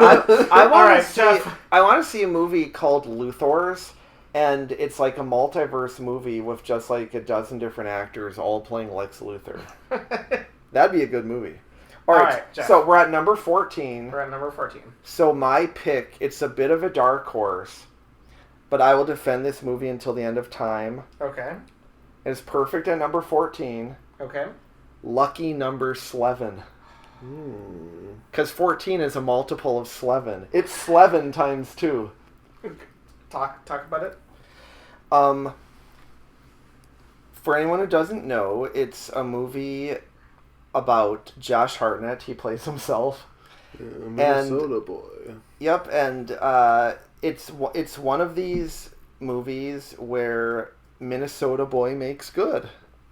He's in the Big Apple, and it's a very tight script, a very clever script. It's a very smart, fun movie where it kind of reminds me of like an old Hitchcock movie where you don't really know what's going on. There's kind of espionage, kind of intrigue.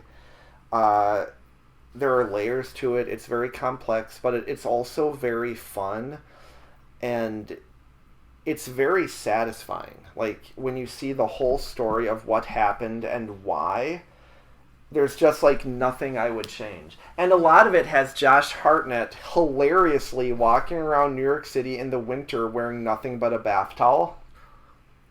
There's gangsters in it. There are mob bosses.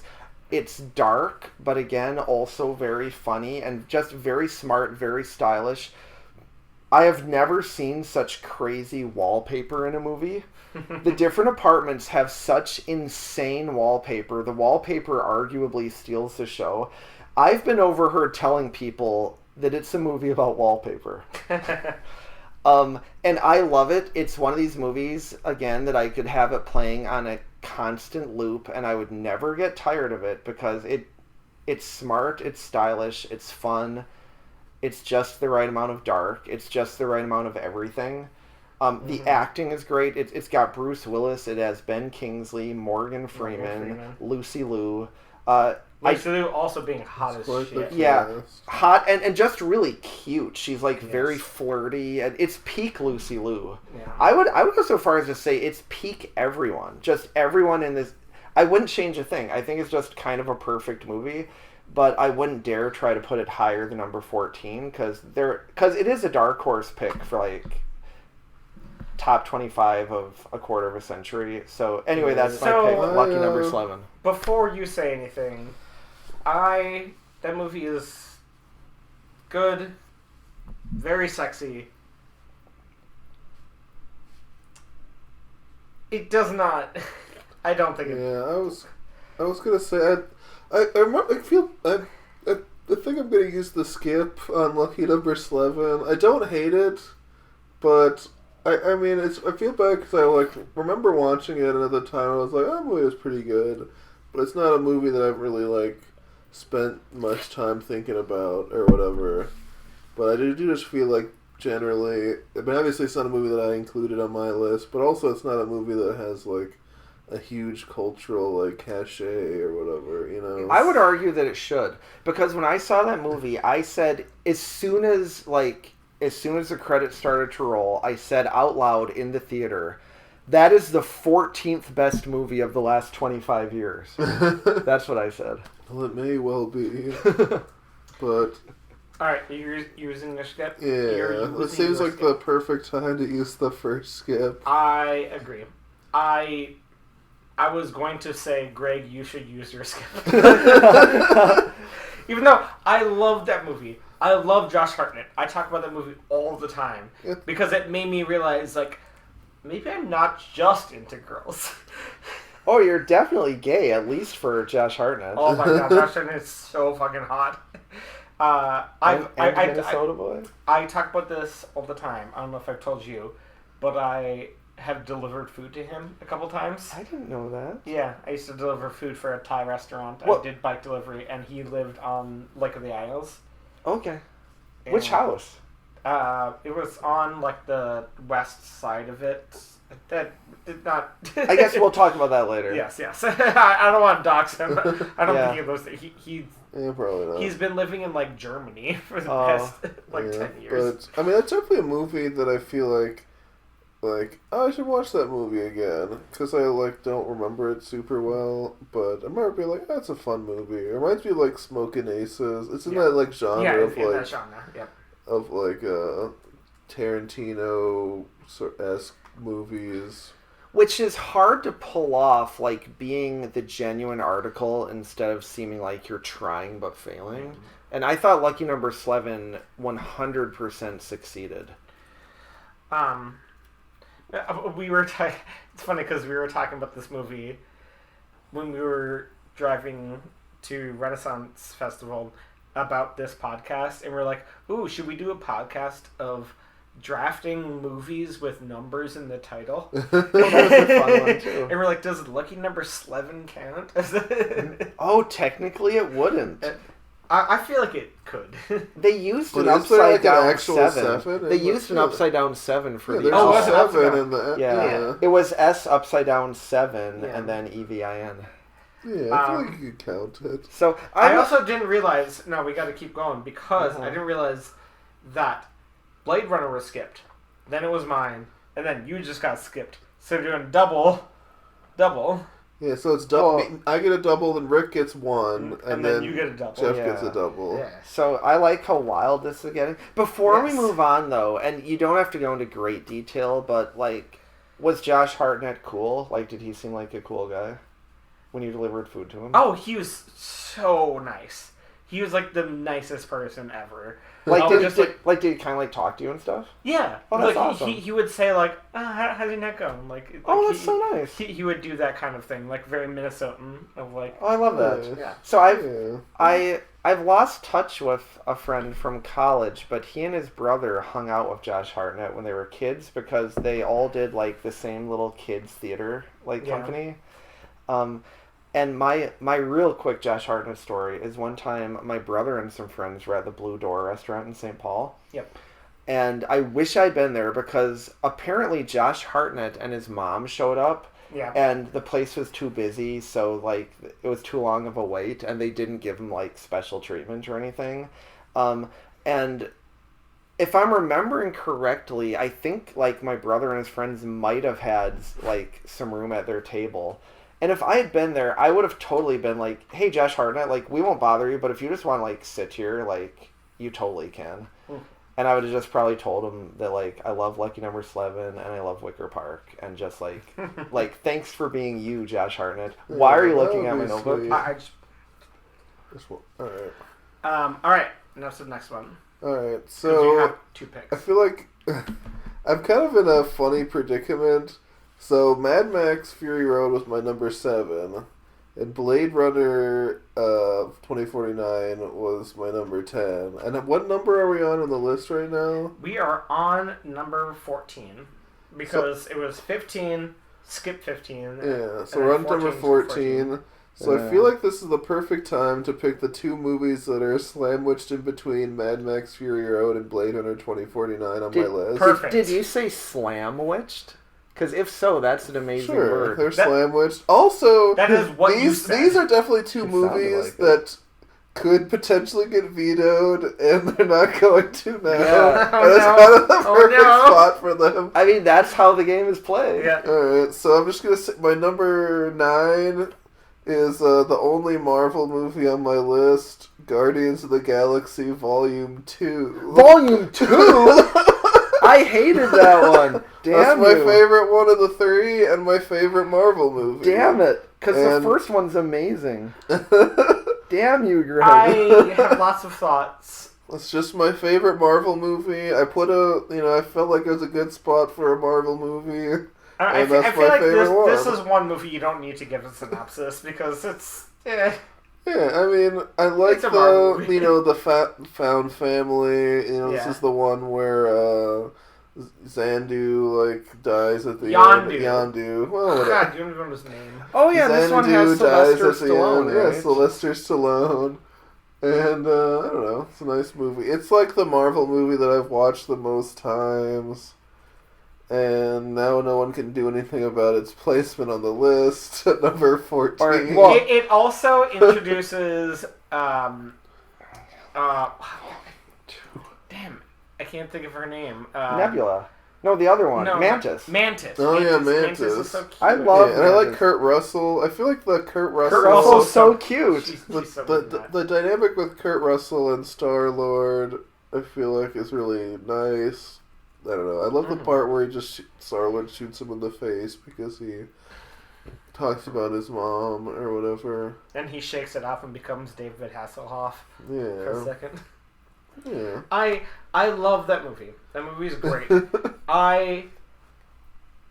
My only hesitance for this is I originally would have like 6 MCU movies on my top 25, Yeah, and you cut it down to like 2 To or whatever. 0. and that's not one of them. You literally have right here.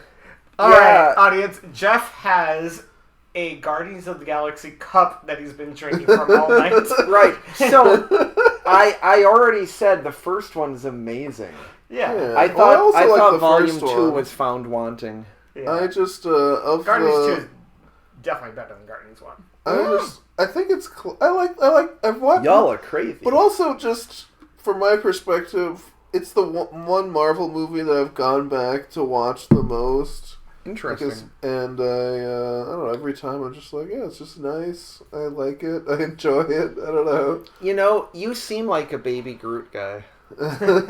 Yeah, I like the opening, like Mr. Blue Sky, like Yeah, the Mr. musical Blue Sky number. opening is so good. And that's so James Gunn. Yeah, very much It's so. just the most James Gunn. But anyway, so Guardians of the Alright, Galaxy it's Volume locked 2, in, it's alright. locked in. Yeah. And no well one's gonna played, like I my guess. number 8 pick, but I Your feel number like this is 13 perfect. Oh, yeah, well, my it's personally on my number Okay. 8, Okay. but it's going into number 13 on the overall list.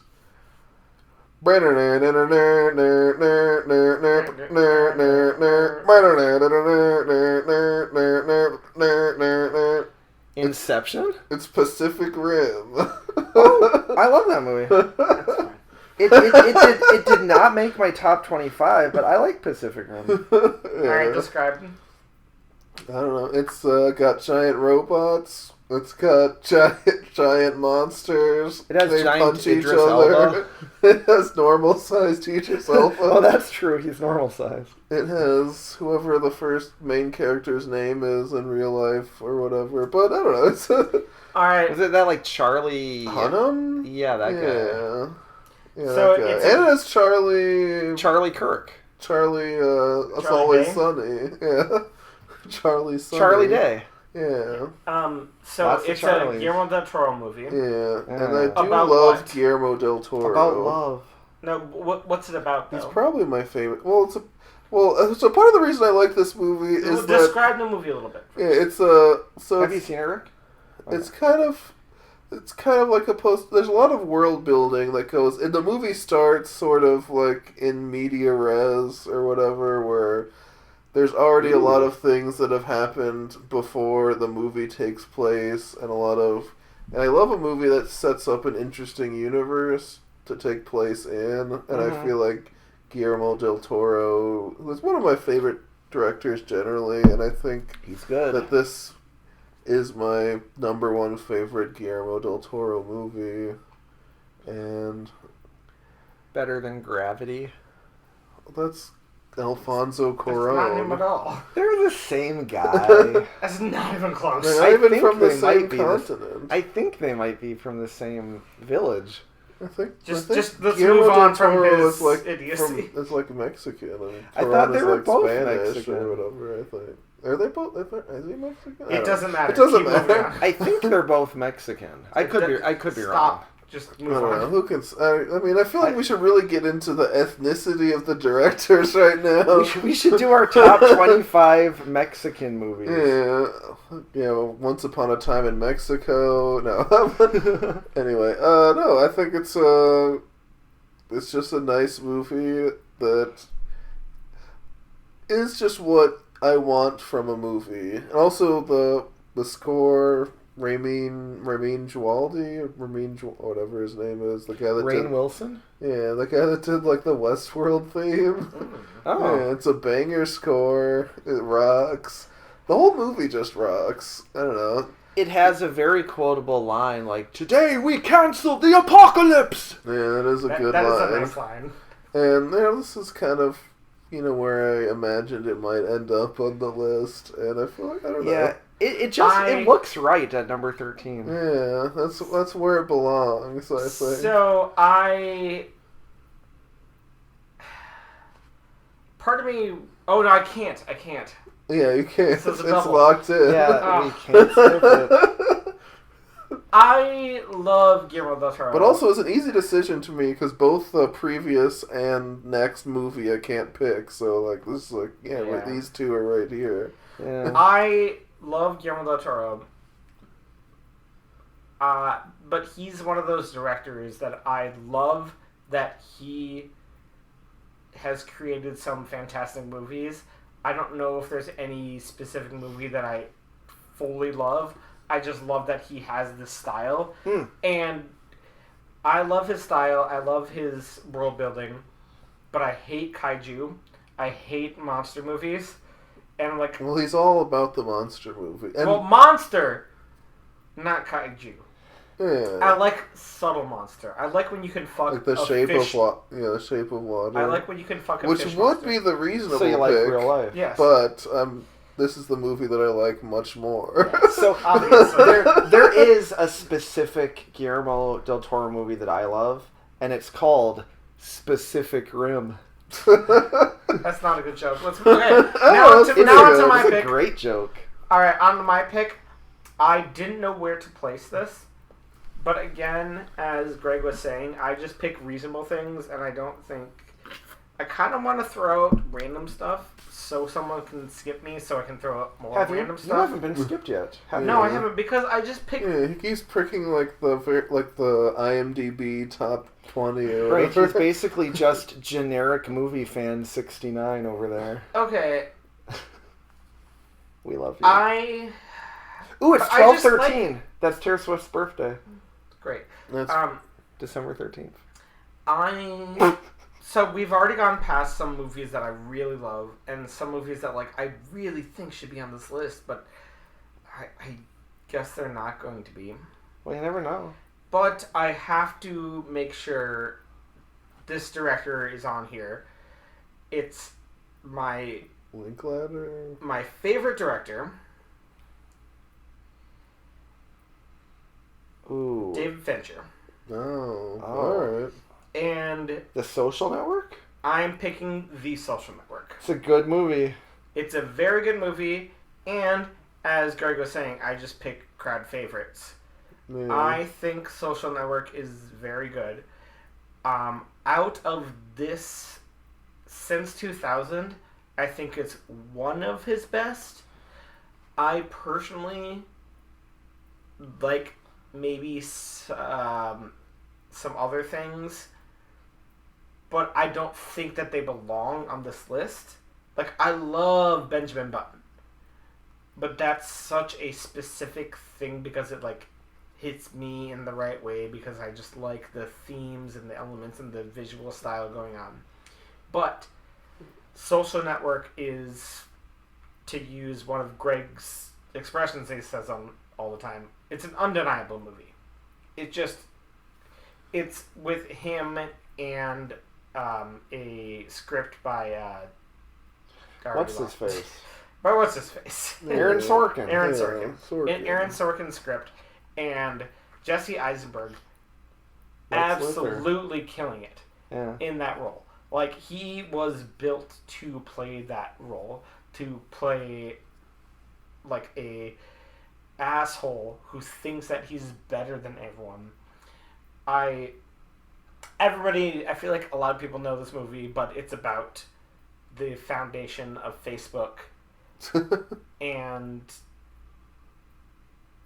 the complications that arise from that. I don't really know how to The describe legal complications. The legal Really. complications. I mean, it's a legal thriller, a courtroom drama. It's Yeah. kind of, yes.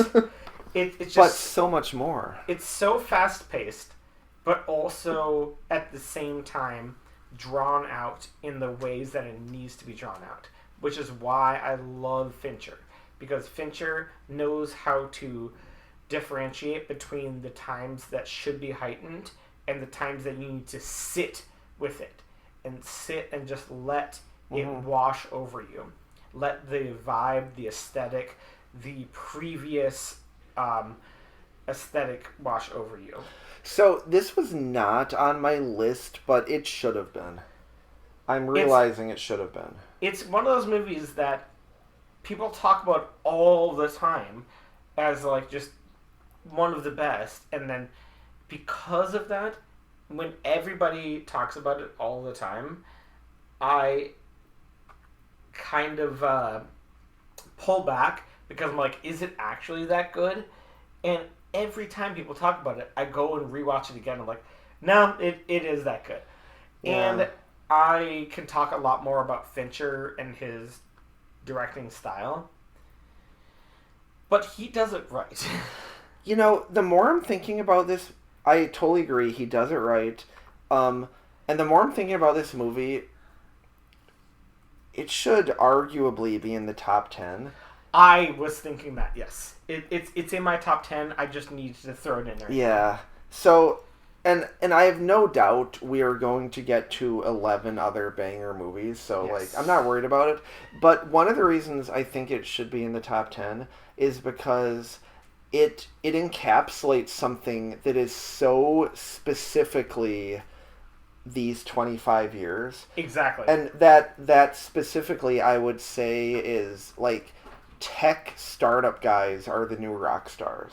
Yeah. Like they're dating models, they're like hanging out in nightclubs, like in the VIP section, like buying champagne, effing whoever they want. Yep. It's such a weird thing historically to get to a point where the biggest nerds have become rock stars. Yeah. But it's really interesting. I love it because we keep talking about, is this list about movies that touch us, or is it things that change society because of the movie coming out, or like reflect on that time in society? And I think Social Network is perfect for that. Mm-hmm. And also, like Fincher, far from my favorite Fincher movie, but Fight Club in the 90s kind of was the same thing, of like a cultural touchstone, where it just like, it really was about the pulse of just like anti, like, as Greg brings up all the time, Yeah.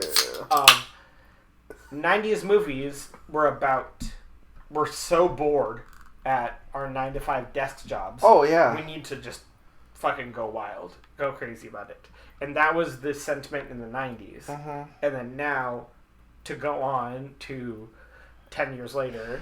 Yeah, I never really thought about it, but Fight Club and Social Network, like, they're obviously very different movies, but they embody a similar kind of punk rock. Yeah, exactly. That's who the cool guy was at that time. Yeah, and I have to mention, now that I'm thinking about the Social Network, the score by Trent Reznor and Atticus Ross. Yes. It's one of these things where, like, from the very beginning, you just know that you're in for a treat. Yes. And Greg talking about the Pacific Rim score, nobody remembers that. I remember it. Everyone knows Social Network score. Yeah. How does it go? Alright. I'll accept There's like that. a dun dun dun. Yeah, that's what I said. Dun, He did it better though. He did it better. Like, do you remember that now? Yeah. Yeah, now that he did And, and it's just like someone walking across the Harvard campus in the winter, but those notes just make you feel pull like, you in. oh shit, like this is happening. That's what I said. Yeah, that's no. I think you went. You might have just done that. I Like you said, were, maybe. Alright. Well, you both nailed it in your own way. All right, let's move on to the next I think one. it's All a right. Oh, shit. reasonable And now pick. back to Jeff with another double pick. Well, you Yep. didn't ask me if I was gonna veto it. Oh, yeah. Oh, that's true. Do you want to veto it? No. Now that we got that out of the way. You know what's really dumb about the name of this? I wrote Social Network, but it's called The Social Network. They should drop the. It's cleaner. Yeah. It's so dumb. Why is it called The Social Network? It's a better Social. title. If it were just called Social Network, I don't think it would hit the same. Yeah. Also, a surprisingly good performance from Justin Timberlake. Right. Yeah. He's playing a creep Yeah. who bangs 17-year-olds. Yeah. And well, a creep and also a coward. Yes, when the guy goes to punch him at the end, and like Justin Timberlake, he does such a good acting job. Like he looks so scared. He's actually really good in that. Yeah. Yeah, like surprisingly so. And also a great performance by Armie Hammer and Armie Hammer. Yes, I both. love seeing Yes. doubles. And it was the guy who played his body double for when they were filming it is actually someone who went to the same college as my brother. It was like fun. I forget the guy's Oh. name, but he went to Dartmouth. All right, now on to pick 11 and pick 10. So time for things to get crazy. yeah, I have to choose a couple that I for sure want to get in here. My 11 and 10. So this is weird. These are my for sure picks, but they're also like not single digit picks. So what Yes. a weird conundrum. It's also weird because my top 10 are a bunch of very personal picks. No. Okay. Yeah, that's kind of how it So you're goes. I feel like now I'm at more agreeable picks, but I don't know. No, I made my top. Also, my last two picks were like my 9 and 8 or whatever, so I don't know. So you were saying, let us know when you're ready to. Oh, I will. I was listening to you also, though. I was saying. No, okay. I just don't want to talk over you when you're actually ready to pick. Oh, no, you're good. So Greg, you were saying that so far you've picked personal picks, and like I just pick agreeable. Because my whole list is personal, but I think the next 6 movies are more agreeable. Sure. than My top are where I picked those, and I'll see. I think my strategy going forward is I'm going to try to get a couple of my like really important ones on the list, and if you guys agree with it, great. And if you don't, I'll try to get other things. Now is the time that I haven't been skipped yet. Mm-hmm. So you know that if you skip me now, I'll get doubles in the top 10. Yeah. That's true. That is true. Yeah. All right, so I'm thinking partially, like some of mine might end up being out of order, but I think it's going to be more agreeable ones. Oh, that I've might be been trying to all put- over the place. Yeah. Yeah. So now I just kind of have to go hard on the ones that I for sure want to get in here. Yep. Let's go for it. And it's fun because I get one that's not in the top 10 and one that is. So this next one was a pretty divisive movie, so I'm going to keep it out of the top 10. Okay. But I like love that. it so much, I have to make sure it gets in here. I hope neither of you hate me for this, but with number 11, I'm going The Great Gatsby. The Leonardo DiCaprio, Tobey Maguire, Great Gatsby. I love that movie so much. It's another movie where I've read the book and I've seen the movie, and I'm shocked that it's even possible to adapt that book into a movie in a way that I would like it this much. If people don't know the story, it's glamour in the 1920s, 30s, early 30s. The Yeah, early Roaring 30s, 20s, right? Yeah, it seems like The it'd be the Roaring Roaring 20s. It's 20s. got to be before the Great Depression, right? One would think, but who's to say? Yeah, I guess I say that, but I'm like, also, I don't know. it just feels right. Yeah, it feels like 20s, but yeah, it feels like it has to be before the Great Depression. I don't know when they outlawed alcohol. Like, do you guys know when that happened? It wasn't it 1918? Alright, so this is like certainly the 20s then. Yeah. Alright. Well, oh no, the 18th Amendment outlawed alcohol, because I know it outlawed it in 18 and then reinstated it in 21, which is funny because those are the two ages that things matter in your life. Oh, that's funny. Yeah. Wait, so I wonder if this takes place like in that brief period, because it's about a bootlegger. Yeah. Well, keep going with your... Yeah, so it's about a young man who becomes 25. 1925? Yep. Perfect. It's based on an F. Scott Fitzgerald novel. Another... I mean, he and Josh Hartnett and Fancy Ray, they're kind of like our big three celebrities, I would say. I like how you're not talking about Prince or Bob Dylan. Who? Alright. Just go on with your perception of it. People know... Yeah, people might know that it's basically about a guy who throws the most lavish parties imaginable at his mansion in the 1920s. Everyone comes to these parties and dances to the Black Eyed Peas and Jay-Z, essentially. Mm-hmm. Yeah. So one of the things I love about the movie that Baz Luhrmann did was he put contemporary music, and this came out in 2013, I believe. So he put music that is like, it's like 88 years too late. But somehow I think it works. Like having like a Jay-Z banger like playing at an underground speakeasy. Yeah. Well, they would be listening to contemporary music. Mm-hmm. Right. So, and that's one of the things that often doesn't come across in old movies is that the music that sounds like old people music to us, it was young people music at the time. So I think it was really smart to put like there's a Flux Pavilion song in it when they're all getting drunk at this one guy's like bachelor pad while he's cheating on his wife. If anyone knows the song I Can't Stop, it's just like straight up dubstep in the 1920s. It's wild.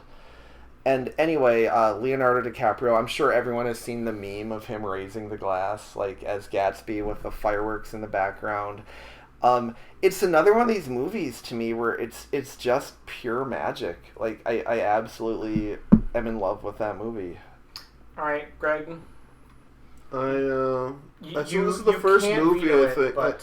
This is the first movie I don't think I've seen on the list. Interesting. Yeah. Well, I definitely haven't seen it, but I think it's the first one on the list that I haven't seen. So And would you want to veto it if you could? I mean, probably, but that's why I chose it now. But I would feel bad given that I haven't seen it. But I don't know. I mean, it's probably not exactly my kind of movie. But it is one of the movies that I've been meaning to watch, but just haven't gotten around to. We could watch it sometime. It's a fun party. All right, Yeah, I'd watch it. Let me say my thoughts about this then. Mm-hmm. I hate this pick. That's why I chose it now. I hate this pick. I'm sorry. Because I fucking love Baz Luhrmann. I love this movie so much. I absolutely love this. This is the incorrect Baz Luhrmann to put on this. Moulin Rouge came out in 2001. I haven't seen Moulin Rouge, actually. Moulin Rouge is such a better movie than this. But both of these movies are fantastic. I mean, clearly, I hate that you picked this because you did not pick the right one, but I love this movie so much. I'm so glad you love it. Yeah, I do feel like it's so good. I mean, he really represents the aesthetic of the book, and he shows the desire that he has to green light a pot across the bay, where he keeps looking at it with longing. Yeah. And Leo shows that so well, and Baz, in his directorial style, really like encompasses the highest highs and the deep longing. Like I love Baz Luhrmann. It's great. It's a great pick, except for you're wrong because you picked the wrong Baz Luhrmann. Right, so that's how I felt about Guardians of the Galaxy Volume 2. I'm like, I love it, but I wanted the other one. But, I was also trying to not show anything, so I could surprise you that I fucking love this. You did a great job. I mean, having not watched either, obviously Moulin Rouge is the more like culturally significant movie or whatever, but that's neither here That's nor true. there. And I would haven't watched either of them because there's not exactly my vibe. Although They're very much not your I'd vibe. probably watch them and be like, yeah, that's alright. Oh wait, I'm remembering now. I tried to watch Moulin Rouge and I couldn't do it. Like I it just wasn't for me. So this is kind of a nice maybe compromise. Yeah, then. okay, that's good. And another thing I wanted to say, just to give props, is that part of adapting Gatsby that's so hard is that so much of it is just the narrator talking. Yes. And what really cracked it, because I've also watched all the DVD special features, what really cracked it, is it Boz, did you say? I was saying Boz. Baz. So it's pronounced Boz. He's Australian, so he's balls. Boz. It's Australian. James Boz. Australian. James Boz. Australian is Boz. Okay, Boz so Lerman. So I mispronounced it earlier then. I said Baz. Yeah. So what Baz Luhrmann said that really kind of like, if I'm remembering correctly, what really cracked it for him. Oh, and I love the romanticism of this, and I'll be quick. He listened to the whole book on tape on a train. He was on like the Siberian Express or whatever. And just like drinking wine, listening to The Great Gatsby. He had already purchased the rights to it. Oh, nice. And he was figuring out like, how do I adapt this? And the thing that cracked it for him was that it turns out, he said anyway, this was around the time that psychoanalysis was really taking off. So he had the Nick Carraway narrator character talking to a psychoanalyst after the events of the novel, and the psychoanalyst encouraged him to write it all down. Nice. So that opened up the door for him to be narrating what happened. That's perfect. And I thought, like, that's such a great device that fits historically. That's so good, yeah. Like, yeah, so I think that just makes it even better. Yeah. Also, Tobey Maguire being the cuck. Perfect. Perfect casting. Mwah. Yeah, isn't that like the last? Has he been in anything since? Obviously, No Way Home, but I mean, Yeah. I mean, I don't know what else he's been in. I don't know if we're going to talk about him later, but let's just keep going on. What's your next one? Oh, that's right, because I'm doing two. So I want to make sure this one gets in here too. We're into the top 10 now. Yes. You guys this might be another case of you guys thinking I picked the wrong one, but I feel very strongly about this. With number 10, I'm going Batman Begins. What the fuck is wrong with you? It's the best of the trilogy by That's just far. so incorrect. It's the best I by don't know far. about all that. That's just okay. I can't skip you. The Dark Knight is the worst of the three. I made I these- feel Well, I mean, strongly. that's not true. That is true. I mean, obviously, the Dark Knight Rises is the worst of the three. I think The Dark Knight is the worst of the three, but I think Batman Begins. I made these rules incorrectly. I'm gonna. I designed these rules. I'm gonna. You can't add change a little it. addendum to this. No, you can't. If you're a goddamn idiot, No. I can veto you. I can make my... You haven't even listened to my case. Your case is dumb. It's dumb of you to say that. So we're gonna have two of the Nolan Batman movies on this list. I guess I mean- I guess that has to be the case. I then. mean, The Dark Yeah, Knight that's isn't in my possible. top 25. You're an idiot. Okay, give us your perspective then. Batman Begins is real good. That's your whole case. That's a good perspective to have. I mean, you can't argue with that. Oh, I very much It's can. rock solid. So, I feel like to argue for Batman Begins, I almost have to argue against The Dark Knight. You very much do. Yes, correct. Alright, so in The Dark Knight, that movie to me is disqualified from the very fact that Batman is thinking about running over the Joker because he's so mad, and he decides, you know what, I'm not going to kill him. Instead, I'm just going to knock myself out. That's the dumbest shit ever. That's the whole point of Batman. He has one rule. He doesn't kill. Yeah, but he could have just kept driving, turned around in a way that didn't knock himself out. No, but he was so full of okay, he was so full of emotion. We shouldn't talk about that movie. Let's talk about Batman Begins. Tell me why you like Batman Begins. It stands alone as a complete movie. Okay, also, when you picked this, Well, did I don't know you if that's pick true. this knowing that... whatever. Knowing that it's not the favorite by any... That's why I'm picking it to where you guys can't veto it. Is because I feel so strongly that this is the best of those three movies. Okay, why? Tell us why you like this movie. Okay. I know I keep interrupting you, but I want to. It's understandable. You're passionate. I appreciate that. Tell us why this movie is good. Because Explain yourself. Because everyone knows Batman. Yeah, so that's why you need his origin story again. And yeah, this is how he begins. I don't know if you guys understand it. This is the movie. How does Batman begin? This is about how he actually? begins. Like, I don't know if that's clear from the title. So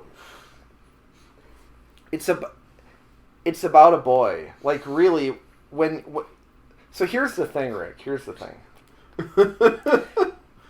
Most of these Batman movies, it's like, oh wow, Batman, what a cool guy. This movie is like, Bruce Wayne, what a relatable boy. Mm-hmm. He's afraid of, I guess, bats. Yeah, where's I Paris like how you shot said, in I Alex? guess bats. When you have to say, I guess. Well, I was making a joke. It's obviously bats. I mean, it even has the line in it, like, Master Wayne, why bats? And he says, because I'm afraid of bats. I want my enemies to share my dread. That's a good line. Turns out it sounds like you hate this movie. Well, I think it's funny that you feel so strongly against it, so I'm trying to lean into that. I love Batman Begins. Oh, good. Well, I said in advance you're going to think this is the wrong one. Exactly. And I was right. Just the wrong one. Just like you just did it twice to me. How are you doing this to What me? was the other one? Great Gatsby. Oh yeah, okay. that's right. Yeah. So I'm not doing this to hurt you. All right. Well, you're. Uh, Let's just keep moving on because you're not really. No, selling so it, let me try it. So I haven't seen it forever. I don't even remember if I liked it. You very Yeah, good. someone must have liked it. Yeah, someone must have liked it, and I want to advocate for They made them. a few sequels, I think. So. Yeah, which I thought was Yeah, so wild. someone must have liked the first one if they made some sequels to it. So here's the thing. Batman is obviously a silly character, and I thought that Christopher Nolan, and I believe his brother, I think they co-wrote the script. Yep. And then I don't remember who directed it. But no one directed it. Yeah, I know. I was making a Oh. funny joke. So 2005, this movie came out, and it's important to remember. Not the best year for superhero movies. 2005. I can't remember what else would have I'm more been for that year. 2004, man. Just keep myself. going. Stop. Just keep going. Well, the previous incarnations of Batman were like Batman Forever and Batman and Robin. So there was a lot of work that needed to be done in the zeitgeist to kind of like make this character not like campy and lame again. Yeah, he had to be there. Yeah, so if anyone wasn't alive at the time, that was the challenge of this movie. It's like, how do you make Batman cool again? And I thought Christopher Nolan and his brother in the script, they wrote so many, I guess, kind of like plausible explanations for the different parts of like the Batman universe, including even like the memory fabric that can make like the electrical current like through the fabric to make like the wings like taut so that he could fly with them. Yeah. And there's a ton of stuff that I don't really remember, but it's just one of these, like, I've read the screenplay. Like, I thought it was so good. And I think it's just one of these movies where I wouldn't change a thing, except maybe the casting of Katie Holmes. Yeah, who would you recast her for in the second movie? Well, I mean, I would. Maggie Gyllenhaal is way worse. So here's the thing. I thought Katie Holmes was great in that role, but having the benefit of hindsight, knowing that there would be like a problem there, I think the worst part about, well, not the worst part, but one of the many bad parts about The Dark Knight is that it completely pulls me out of the reality to have a different actress playing Rachel. Like, if Katie Holmes had gotten blown up, that would have been so, like, gut-wrenching. Yeah.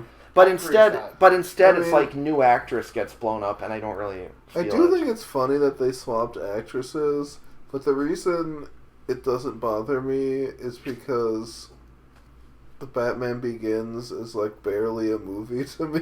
I agree with that. Why, wait, you said you love it though, Greg. I love all Why three. is it barely a movie to you? Well, to be fair, I haven't seen it in a million years. I've seen like bits and pieces, so it's like, I mean, I've seen the whole movie, but I haven't watched the whole movie in its entirety recently.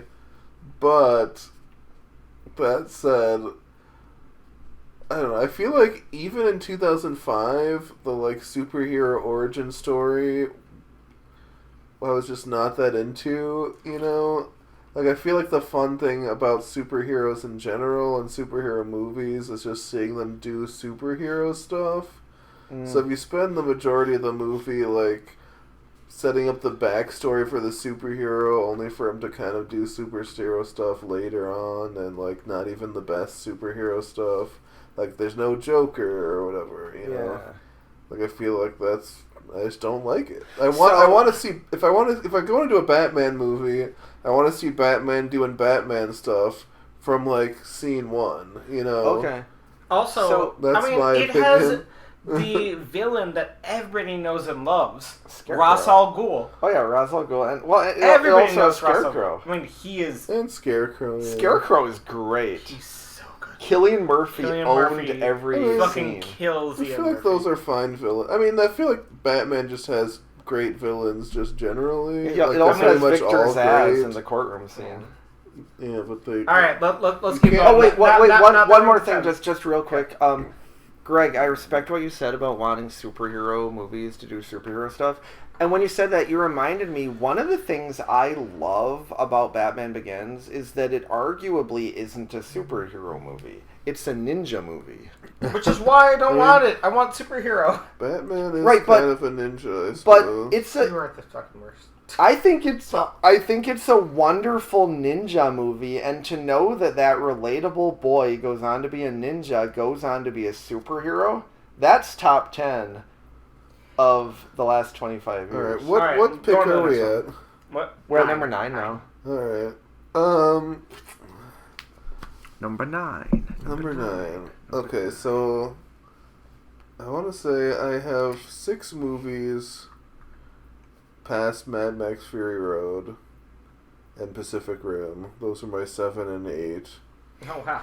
And, I was gonna pick one of these 6, but now I feel like I want to go back Oh yeah. to my number 13 pick, All right. The Dark Knight.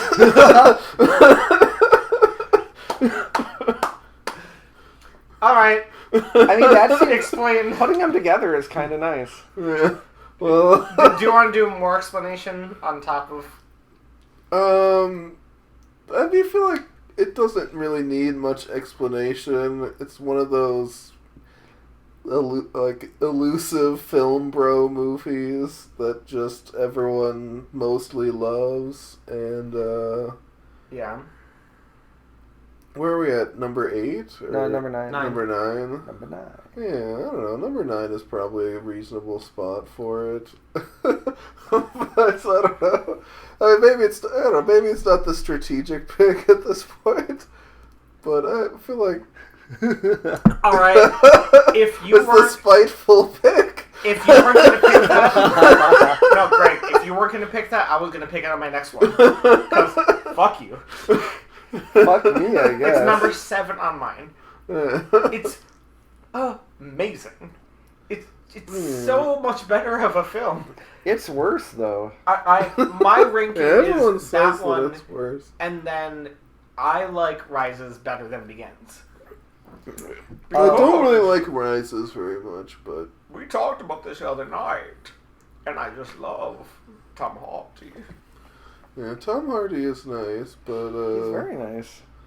I don't know. I mean, he's no Josh Hartnett, but he seems nice. I feel like we've been talking about Batman. There's no real reason to talk about it much more, other than the Joker is obviously great. I mean, that's the reason to talk about It's a very tight movie. Is that he It's a very bad movie. exemplifies Joker so well, and the audio in that movie, like, it's something that you just, I feel like, take for granted until you think about it, and then you go back onto it. Like, the opening sequence with them breaking into the bank, it's just no, like, music, it's just kind of sound effects, it's just a lot of silence. And then the same thing when Joker shows up to the cocktail party, and then it's like background music, and then once he shows up, you just hear. Yeah, like that lingering eerie note. Exactly, that lingering eerie note. That's so much of that movie, because whenever Joker's on screen, it puts you in that tense feeling, just like that one note puts you on. Like, I don't know what this note is. It just feels very alien to me. I don't like this note. And the same way, I don't like this character because he is chaotic. As an audience member, you don't know what's about to happen, and he plays it so well, obviously. And obviously the Joker's like the best supervillain. Just generally, like by a mile, kind of. by a mile, and also I feel like it's just kind of by default the best Joker on screen. I mean, people like Nicholson or whatever, but like Ledger's Joker is just, I don't know, pretty undeniable, I'd say. Yeah, And I feel like it was a little bit not quite this high on my list, but because I feel like it's not 100% a perfect movie. There's a few things you can nitpick here and there, but like Batman knocking himself out for no reason. not that thing. Oh, right. I I knew I was going to finish this thought. but there's a lot of elements going on. He's so passionate in that time. He knocks himself out because he is blinded by rage. And then in that 1 second, the only thing that hits through his rage is his one rule. He wants to kill him so bad that he can't think about anything else. And then at the very last bit, his humanity shows up, and then he does that. Yeah, I might I have maybe two things that I don't know. I don't want to take this time to say the things I don't like, because I just generally like it. Everyone likes it. It's The Dark Knight. It's one of the best movies. Exactly. We don't need to talk it up. It's one of the best movies I've ever seen. But I just say maybe Two-Face is kind of wedged in there, or whatever. But I mean, he's gonna pass the Dent Act to make all crime illegal. Yeah. All right. I mean, I think we can move on from that because it's just, we kind of already touched Yeah, on it. I It's just one of want to those say, movies. the other thing for me... I love that you picked it here, though. I love that too. So now number 8 obviously has to be The Dark Knight Rises, to just go in order. But the other thing that I just want to mention that to me disqualifies The Dark Knight from being great is that after the party at the penthouse, when the Joker throws Rachel out the window and Batman goes after her, that they just leave that dangling there. The Joker and those guys are up in the penthouse, and instead they're just like, let's never do that again. And Batman's like, okay. And then they just cut to... How do they move on from that situation where all these bad guys are stuck up in your penthouse. Because if you want to argue, oh, they had like a helicopter come and they all like jumped in the helicopter, you gotta show that. The bad guys leaving? Yeah, the bad guys are all up in his penthouse. How do you just move on from He had to that? jump out the penthouse, and then when he was away, everyone left. But like, how did they leave? Like, you're at the bottom of the building. There's only so many ways for them to leave. Everybody scattered, and Joker did what he wanted to do. All he wants to do is cause chaos. But they're at the top of a building. Do you see what I'm saying? Like They that. probably shot their guns a bunch. Everybody ran out, and then But you can't just run out when you're at the top of a skyscraper. That's the There's kind of. probably a bunch of exits. But this is you have to show now that. let's move though. on. We All right, I we feel got like but- this is one of those strange. I mean, this is like the definition of a nitpick. I think. exactly. But it's We gotta move also on. it's the kind of problem that Batman Begins did not suffer from. Stop. We have to Well, move I'm on. sure there's many things you can nitpick My about pick, Batman. my pick for Begins. number 8 There just aren't is though. a movie that I have so many. Now we're into something that's like, God, all of these should be on here, but I'm gonna pick one of my higher movies, and I think, I don't know, I kind of want to put it out here because it's personal, and you guys can veto it, but I have to. Anyway, my pick is by one of my favorite actors and a gorgeous, gorgeous actress. She's not just gorgeous, she's a great actress too. And in the family of the best directing family of all time, Sofia Coppola's Lost in Translation. This is a movie about a woman who is traveling with her boyfriend, husband actually, and they go to Tokyo, and he is there for he's a photographer, and he's going there to follow this band and has to take pictures of the band, and she tags along because she wants to explore Tokyo as well, but he is very dismissive of her. And at the same time, Bill Murray is an aging actor similar to like Sean Connery, because he played a similar type of role as basically like a James Bond in their world. And he is lost in his life. He doesn't really know what to do next. And she is lost in the sense that she also doesn't know what to do next, but is pulled along by her husband. And they run into each other in this hotel on various occasions, but also feel like they don't know where they are, which is exemplified by the fact that they literally don't know where they are because they're in Tokyo and can't speak the language and don't know the customs, and the only thing that they can cling to is the other person in the same situation that they are.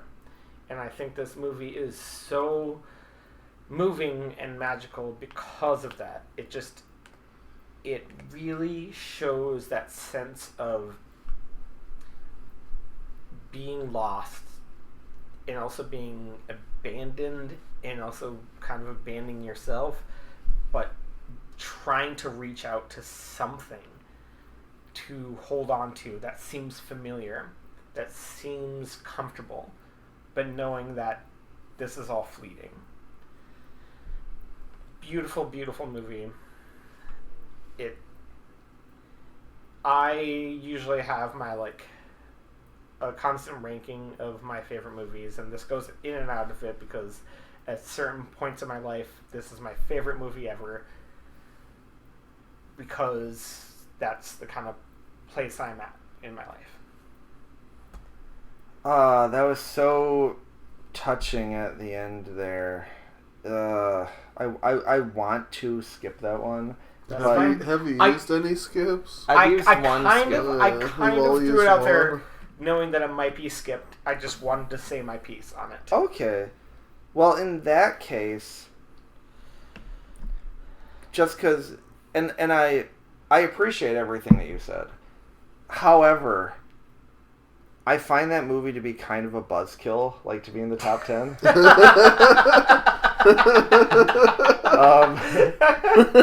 All my favorite movies are buzzkills. So then there's a question of do I want No. do I want to save a skip for later? That is the most buzzkill of all my... I love buzzkill movies. That's the only very buzzkill movie. Okay. Yeah, I guess I'll go ahead and use my skip then, just because then you get 2 next time, and it's like, let's get crazy. Thank you. That's exactly what I wanted to happen. All right, perfect. Because I want to have other ones, but I wanted to speak about this movie because I absolutely love this movie. That's perfect. This is number 2 on my personal ranking. I appreciate that you picked this movie, and I feel bad because this is the second movie that I haven't actually watched. But I know that it's just not my kind of movie, which is why I haven't watched it or whatever. But yeah, I don't know. I mean, it's just it's so much not your movie. Yeah, like I know that if I watched the movie, I'd be like, yeah, all right. Like that's just 100% what my reaction would be.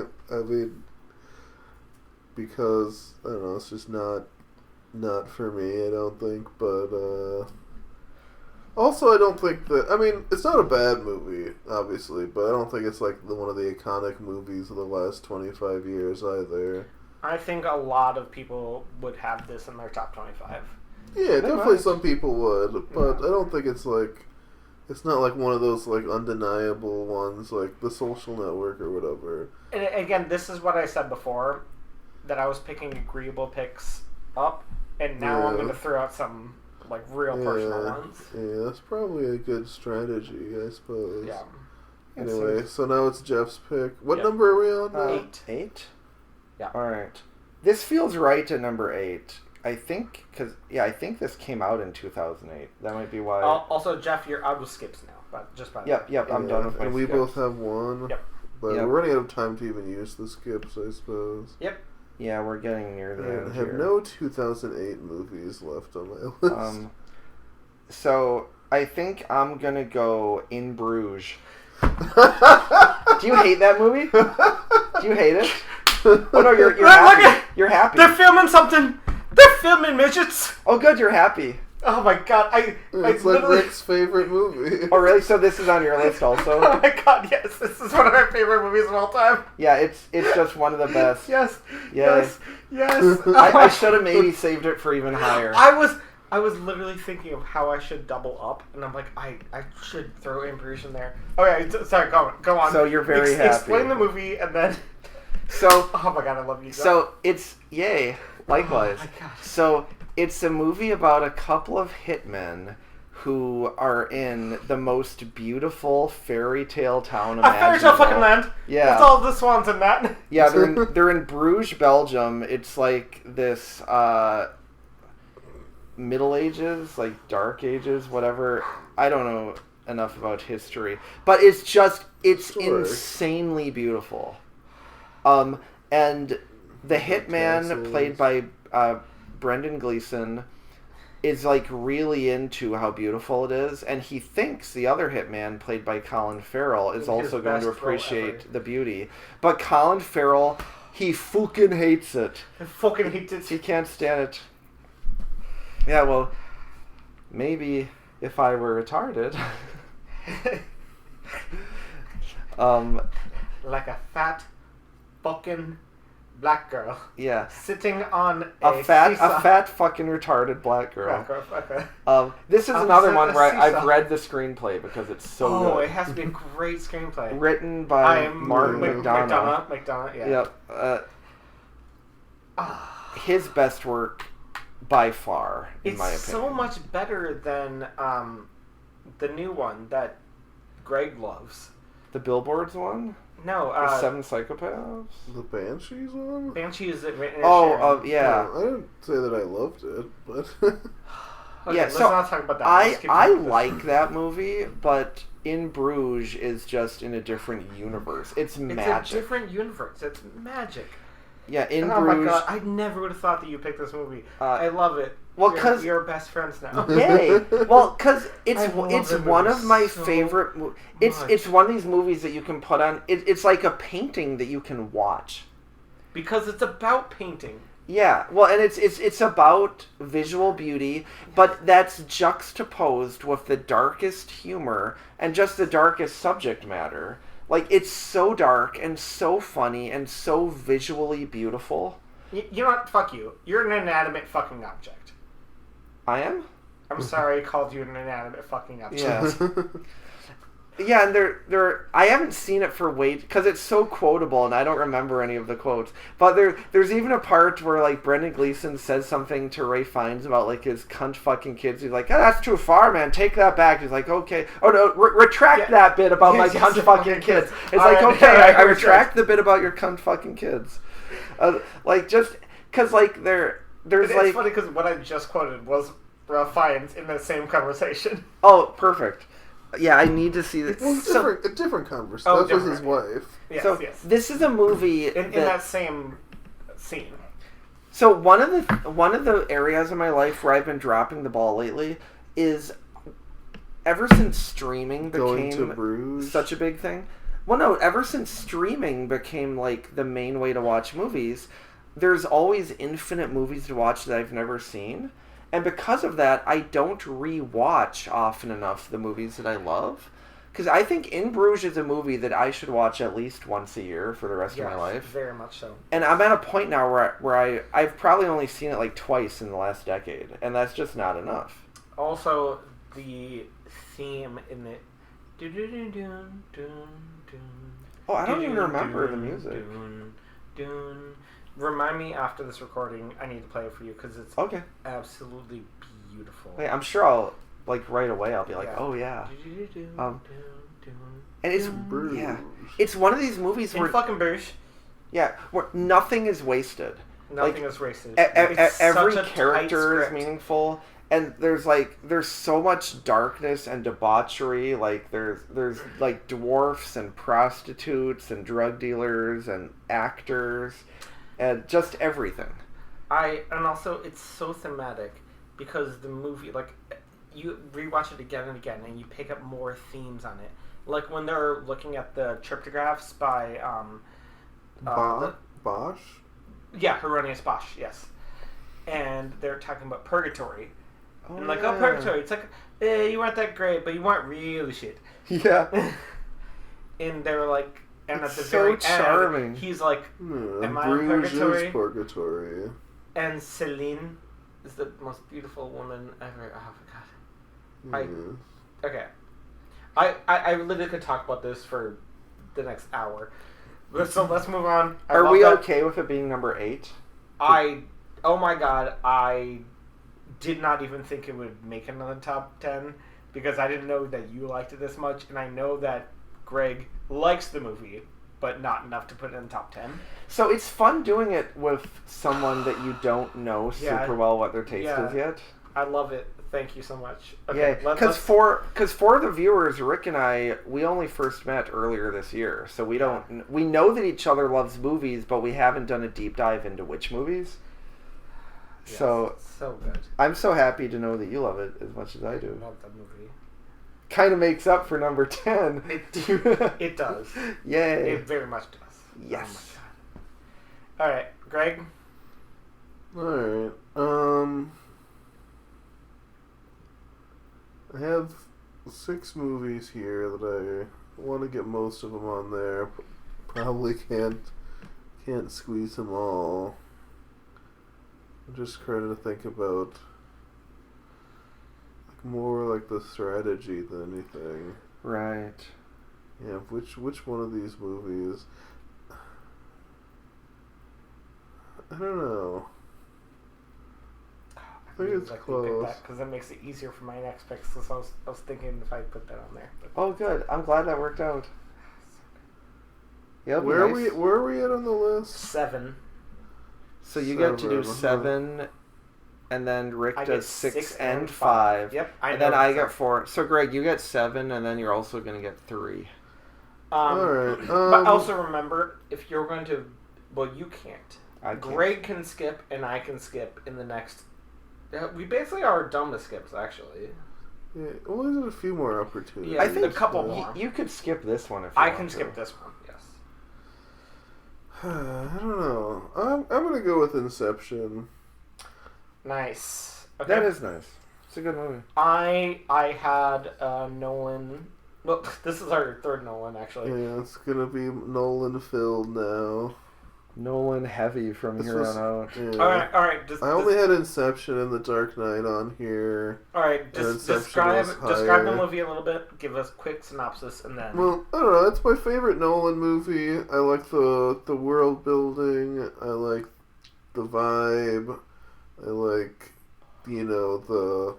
What's it about? I mean, it's kind of essentially a heist movie. They're trying to steal, but instead of stealing something, they're trying to incept an idea into someone's head through their dreams. As one does. Yeah, and I don't know. I mean, Christopher Nolan has this way of taking these high-minded or fanciful ideas and making them almost absurdly grounded in a way. I like that. Absurdly grounded. That's a good way of putting Yeah, it. that's kind of why I like Batman Begins so much. He makes Batman absurdly We don't need to grounded. keep doing this. Let's just Yeah. keep moving. But I remember when I watched Inception in the theaters, the first however many minutes are mostly exposition, and I remember when they're setting these ideas up for the first time, and they do an obviously amazing job setting up everything and everything you need to know. I remember how excited I was to get to now I'm gonna get to see all the dominoes fall down, and it really delivers on that, and all the dominoes sort of fall perfectly, and everything kind of fits together in kind of an incredible way. And I think I don't know, it's just kind of almost a flawless movie in a way, to me at least. Obviously there's a version of this movie that is more fantastical, and maybe that's a different movie, and maybe that's also great. But I think, I don't know, the way that it's kind of blends the dream world and the real world in a way that makes you go well, I don't know, which is obviously what I mean. That's kind of the most basic the expression thing. that you said of it being grounded is.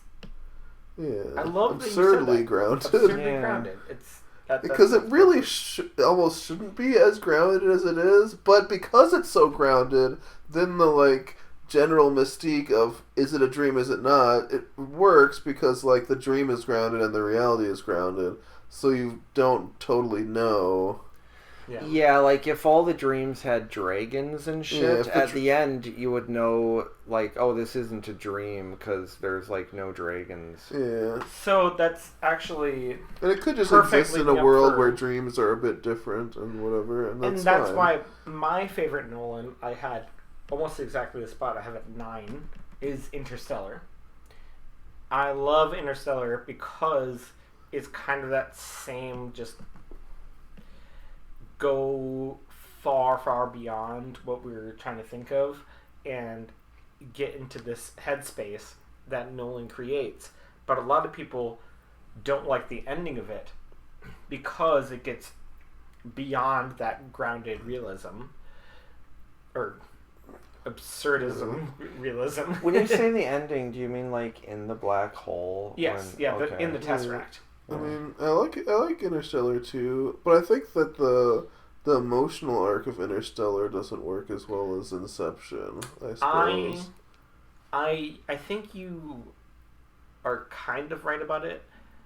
I mean, you're right in your perspective, and by right, I mean, I just mostly love the portrayal of going far and away and beyond, and they're kind of opposite movies, where Interstellar is trying to expand as far as we possibly can go, and Inception is trying to get inside us as far as you can go. It's it literally is inside someone's brain. Oh, I never thought about that. I didn't think about it until I was just saying it right now. But that makes sense, right? It does, yeah, that's interesting. And I would go so far as to say that since Nolan made Interstellar and Inception, he should make a crossover movie called Interception. And it's just a straight up football movie. I would love to see Nolan doing a sports movie. I mean, he tried a little bit in The Dark Knight Rises. They've got like the football. There is stadium. football. Yeah, there's All right. football. Speaking of which, now on to mine that you can't veto. Yeah, you get And to it do is two in a row. The Dark Knight. Nope. They already did that. The Dark Knight Rises? Oh, so that'd be funny. So which number are we at now? We're on number 6 now. Number 6. Yep, Inception was number 7. So, Rick at 6 and number 5. 6 is one that I think this is a perfect place for it. I know both of you guys would probably veto me, but this movie needs to be on the list if we're talking about cultural relevance, cultural everything. We had, since 2008, we had... Was it Marvel again? We had It's Ant-Man 11 and the years Wasp. leading up to the conclusion Oh, of Avengers Endgame. oh, you're going Endgame. Endgame. I like rewatching Infinity War more, but both of those are still fantastic movies. But the fact, like, I'm saying Endgame sort of for the movie, but mostly for the whole arc. They successfully made this whole universe, and Endgame is when they successfully landed the plane. And it was everything that any nerd wanted. When I first saw Iron Man was going to be on my list, because when I first watched Iron Man in 2008, I was a senior in high school, and it came out in May, I think. May of 2008. Yeah. And so I was... May 2nd, I believe. Yeah. Yeah. And so I was just graduating high school, and I read comic books all the time. And it was the first thing that really spoke to me about comic books, because I had seen, like, X-Men, which is good, Fantastic Four, which is like crap, and like all these like half-hearted things. And Iron Man was amazing, and the reason that it was so good, I mean, it was good on its own, but the post-credits scene to tease you into the next thing is what I love about comics. Sexy. Is that every comic book has a little teaser for the next one, and you start to realize, oh, is this going to be a thing? And then you saw Hulk, and Hulk was not the greatest, but it teased you into the next thing. Yeah. And now we're kind of inundated with the post-credit scene, but at the time it was amazing. And so in 2008, they gave us a promise. And over the next 10, 11 years, they consistently fulfilled that promise. Sometimes great, sometimes not as good. But then, after all of that, to wrap it all up in Endgame is the most amazing thing in film history. Nothing else has been such a big project that actually fulfilled all the wishes. Even people who did not give a shit about comic books still said, like, yeah, that was pretty good. That was like, even if you watch like 2 comic book movies, 2 MCU movies, and then watch that, great. Even Shoes Booze. Well, Shoes Booze was in deep at that point. He had seen Black Panther and Hold on. maybe like Captain Marvel. For the listeners, is Shoes Booze someone that you guys know? Yes, but it's not relevant. Okay. Because this guy... Shoes Booze is always relevant. Shoes Booze is an entity that just... Shoes Booze is this friend who had just seen 2 MCU movies ever. Well, his first one that he watched was the robot one. What is it called? The Wild Robot? Age of Ultron. Right. Yeah. He saw Age of Ultron, and then he saw Black Panther, and then he saw... But then I think he watched them all at that point or whatever. No. Maybe. And then he saw Endgame with this us. is the deep Shoes Booze lore. Then he saw Endgame, and he was sitting next to me, and I was just going crazy and punching him on the shoulder the whole time, knowing that he had not seen any of these other things. And then he was like, that was a good movie. So that's why I can tell, like, it's just a movie that can live independently. But also and Shoes Booze doesn't like any movie. He famously said about The Departed, like, it was pretty good, but I thought Matt Damon's Boston accent didn't really work. And then I was like, but Shoes Booze, Matt Damon is from Boston. And he was like, oh. He said the heart wants what the heart wants. Yeah. But he said, oh, well, even still, Mark Wahlberg's Boston accent was crazy. Regardless of where Matt Damon is from, Mark Wahlberg's accent was crazy. Alright, do you guys have anything else to say about Endgame? I think it worked because Thanos pulled off the Boston accent. Yeah. I don't know, it's fine enough. It's not my favorite Marvel movie, but I do appreciate that they tied it up reasonably well. I feel like it did stick the landing, but I feel like it didn't stick the landing perfectly. I feel like maybe it stumbled a bit. I like Infinity War more. As I said, I also like Infinity War more. Infinity War. But I think this is better on the list because it's the conclusion. And then they keep going on. That's fair. So, those 2 movies... It's also the same movie in my mind. So, I don't want to spoil anything, but there is a trilogy that we decided in advance counts as one movie because it just tells one story and you can't really separate them. I think these are the 2 that it could have also been argued that they could count as one movie, Infinity War and Endgame. Yep.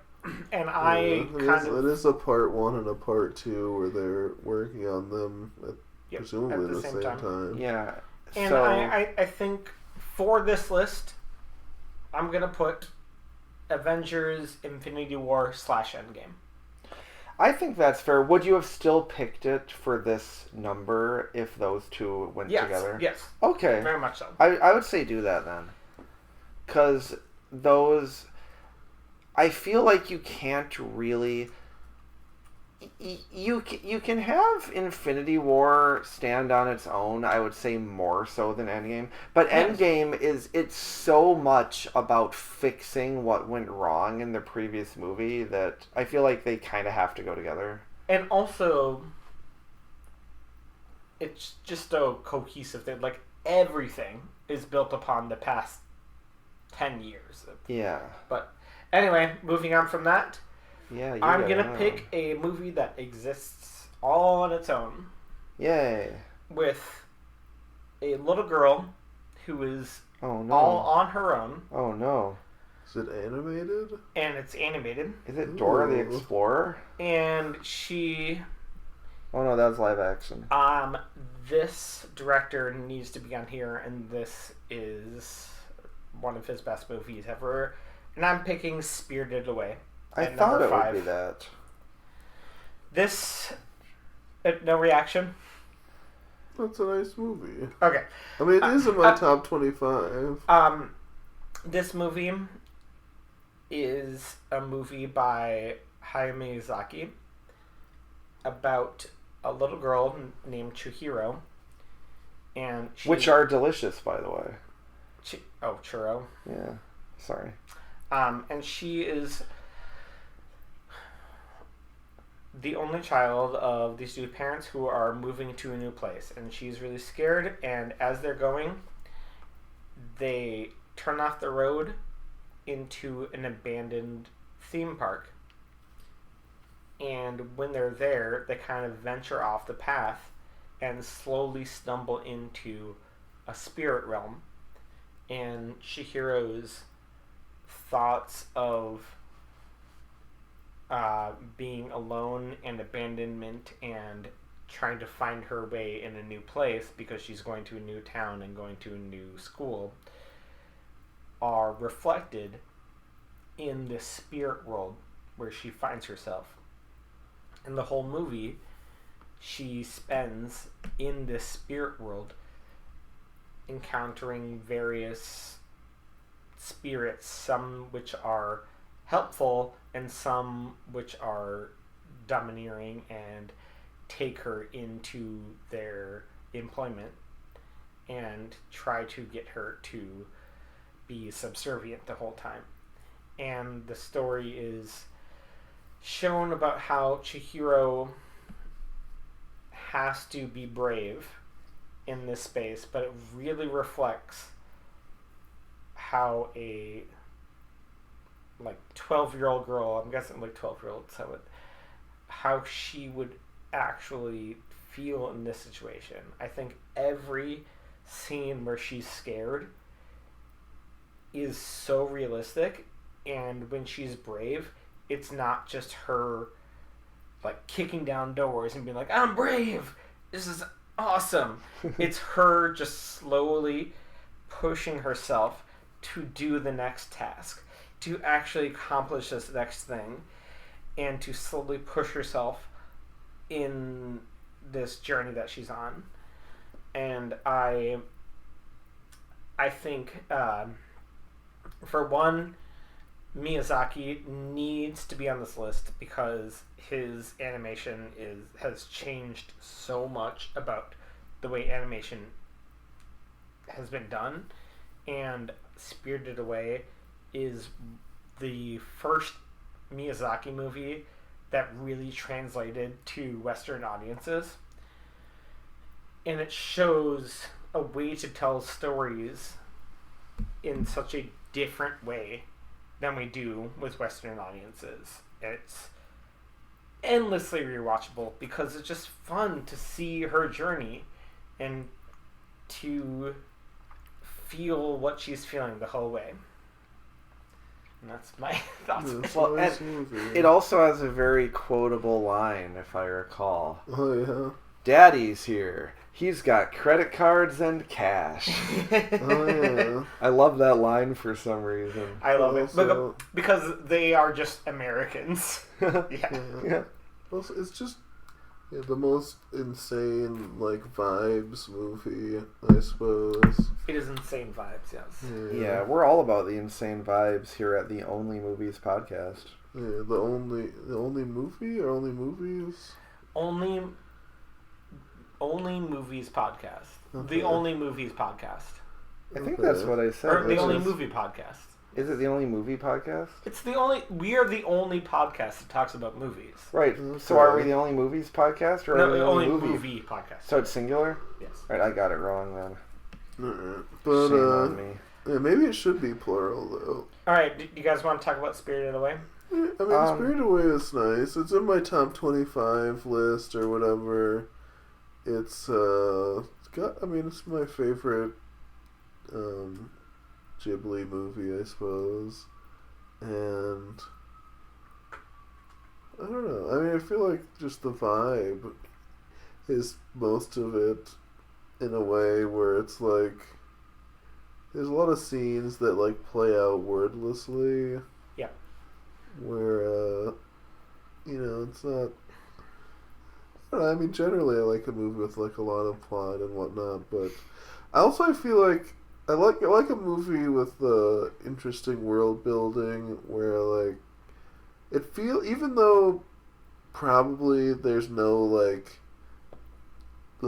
detailed background lore for the movie exactly where everything fits together, it feels like the world feels cohesive, and it feels like It feels lived in. Yeah. Which, like, that's why I didn't love The Boy and the Heron as much, because I just didn't like the world of The Boy and the Heron as much as Spirited Away. And I don't know, just like, yeah, it feels like a real place. Yeah. Even though, like, it's like a dream-like place, but it, I don't know. And for that reason, you're skipping it. Yeah. Well, that would that's be a true. nice move. That's true. You could skip it. This is the last time you can skip me. Last chance to skip. Jeff, do So- you have feelings about Spirited Away? It's number 5, because we're now in the top 5. Yeah. So, Greg, if you skipped it, that means that Rick would get number 3 He's not and number skipping 2. He's not skipping it. But do you have feelings about Spirited Away being in the top 5? Spirited Away. It wasn't in my top 25. I have seen it twice. And I do mostly remember that one line that I quoted, just because it's like the ultimate dad thing to say. Yes.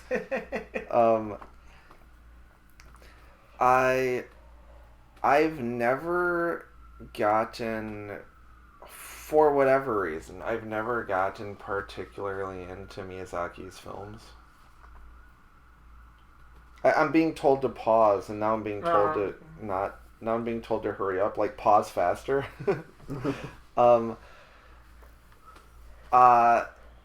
Yeah, I don't have real strong feelings about Spirited Away. Like, I'm okay about with it. Miyazaki in general, though? Yeah, about him in general, I don't like. For whatever reason, that style of animation and like that style of storytelling, it doesn't particularly strike a chord with me. But I do.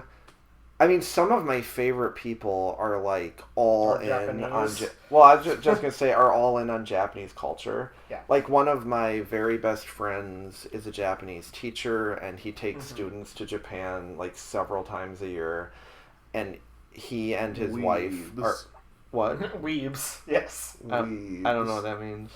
It's people who read a lot of manga, and so they think that they know Japanese culture, and then they learn the art of the samurai. Yeah, just people that are obsessed with Japanese stuff. Generally. Just very awkward, annoying people. Oh, Yeah, nerds. Nerds. But for Japanese stuff. I don't think, because that sounds like it must be a derogatory term. Very much so. Yes. And Well, I mean, it I could be don't endearing, think I don't too. think my friends would fit that description. I mean, like, No. my friend is he's a Japanese teacher, Well, he and must be a weeb then. and he reads books in Japanese like all the time, and You're not making his case any less strong. I mean, what's wrong with being really into something? Exactly. It seems insane to Well, I didn't like. say that there's anything wrong with it. I just said you are a weeb then. Alright, no, we're not talking about weeb culture. Have you been thinking about your Oh, movie? I Your have, four? but before we get off of Spirited Away, I was just gonna say that, like, I respect it being in the top 5, even though I'm personally like not really touched by it. It's Sure. like I understand that a ton of people are like deeply moved by that movie, so that's cool to me. Alright. Do you need a second to look, or do you have yours? No, I'm good. So I'm in this weird situation right now where if either of you chooses to skip me, that means that I get picks number 2 and 1. Mm-hmm. So I have 3 movies here, so one of you might pick one of the other ones, or one of you might not. We are at this last place where, like, how much can I bank on somebody else picking it? Right. Yeah. But also, for my movies that remain, I have to decide which of them am I okay with it being in the top 2, but I'm also Yeah. okay with it not being on the list at all. Yeah. So I have thought about the options, and like based on the bizarre possibilities, with number 4, I'm choosing The Aviator. Which earlier when you picked The Departed and said you think it's Scorsese's best movie from the last 25 years, and I said I disagree, it's because The Aviator is my favorite Scorsese movie from the last 25 years. Okay. Talk about it. I am endlessly fascinated by Howard Hughes, who was, I believe at the time, he was the wealthiest person in the history of the world. Yeah, I think that's right. He was very eccentric. He designed airplanes. He directed movies. He had really bad OCD. I'm very fascinated by like a good historical character study, and I think this movie, it does like a satisfying dive into who he was and why, and it has all of this. Again, I'm not great with like decades. I don't know like what the decades were where it took place, but it has like golden age like Hollywood shit, and it's very glamorous. The cast is insane. Like it has a lot of really great actors who are maybe only in like one or two scenes. It's got action, it's got romance, to me it's got kind of everything you could want in a movie. It's super long, but there's nothing I would change about it. DiCaprio is great as Howard Hughes. Alright. So, Greg, are you gonna skip this or do I need to skip it? Do you guys not like this movie? I haven't seen it since it came out. Basically. I also haven't seen it since it came out. And that was 21 years ago. And it very much, that is top 5 movies. That's insanity. Okay, okay, now is the part that we actually should have a conversation about what belongs in the top 5. Well, I feel like the part of the fun is just being like, oh, well, that classic movie didn't make it into the top whatever. But... that's the whole point of the system, is that some great movies are going to get randomly left out. But I do say that, I don't know, I guess I'll put a skip on the Aviator. Maybe if it was like 25th or something. Yes. You realize now I get number 2 and number 1. That's fine. Okay. So, well, and hopefully those are more reasonable things. No. And I don't know. We have to start talking. Do we haven't done any. Yeah, do we really? I feel like the point is to not talk about it. Really? Yeah, to see what happens. Okay, I like how we haven't done it yet. I feel like that defeats the purpose. No. The whole reason is that it gets bananas as you go. Yeah.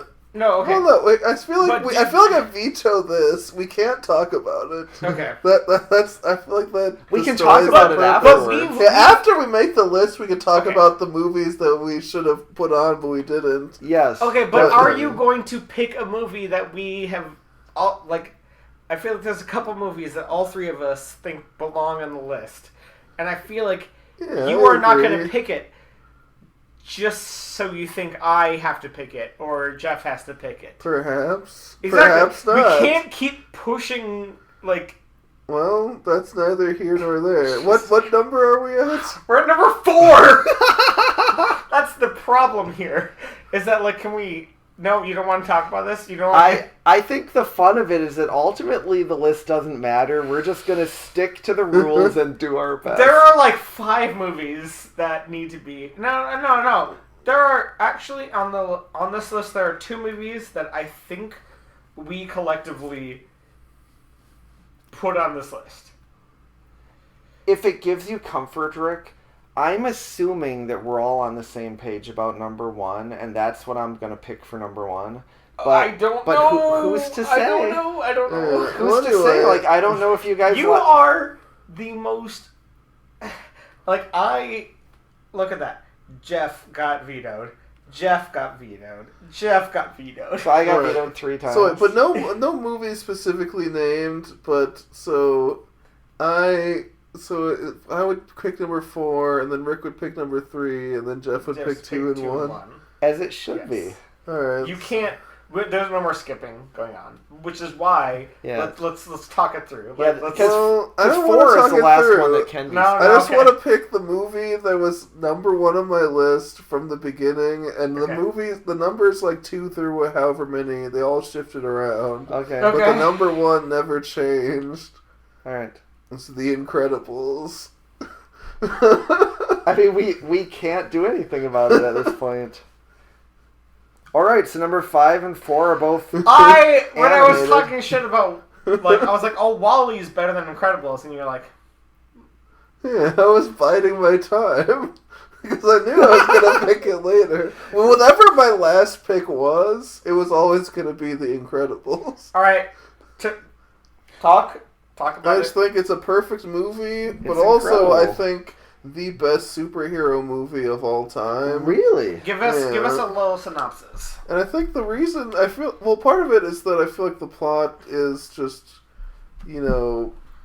pristine, but also I love the way that it introduces all these characters, none of which were like pre-existing characters. I mean, it's Fantastic Four. They're pre-existing characters. Yeah, I mean, but it's better than the Fantastic Four movies. But Yes, but that's. But I don't know. There's like Bon Voyage and Syndrome and Frozone.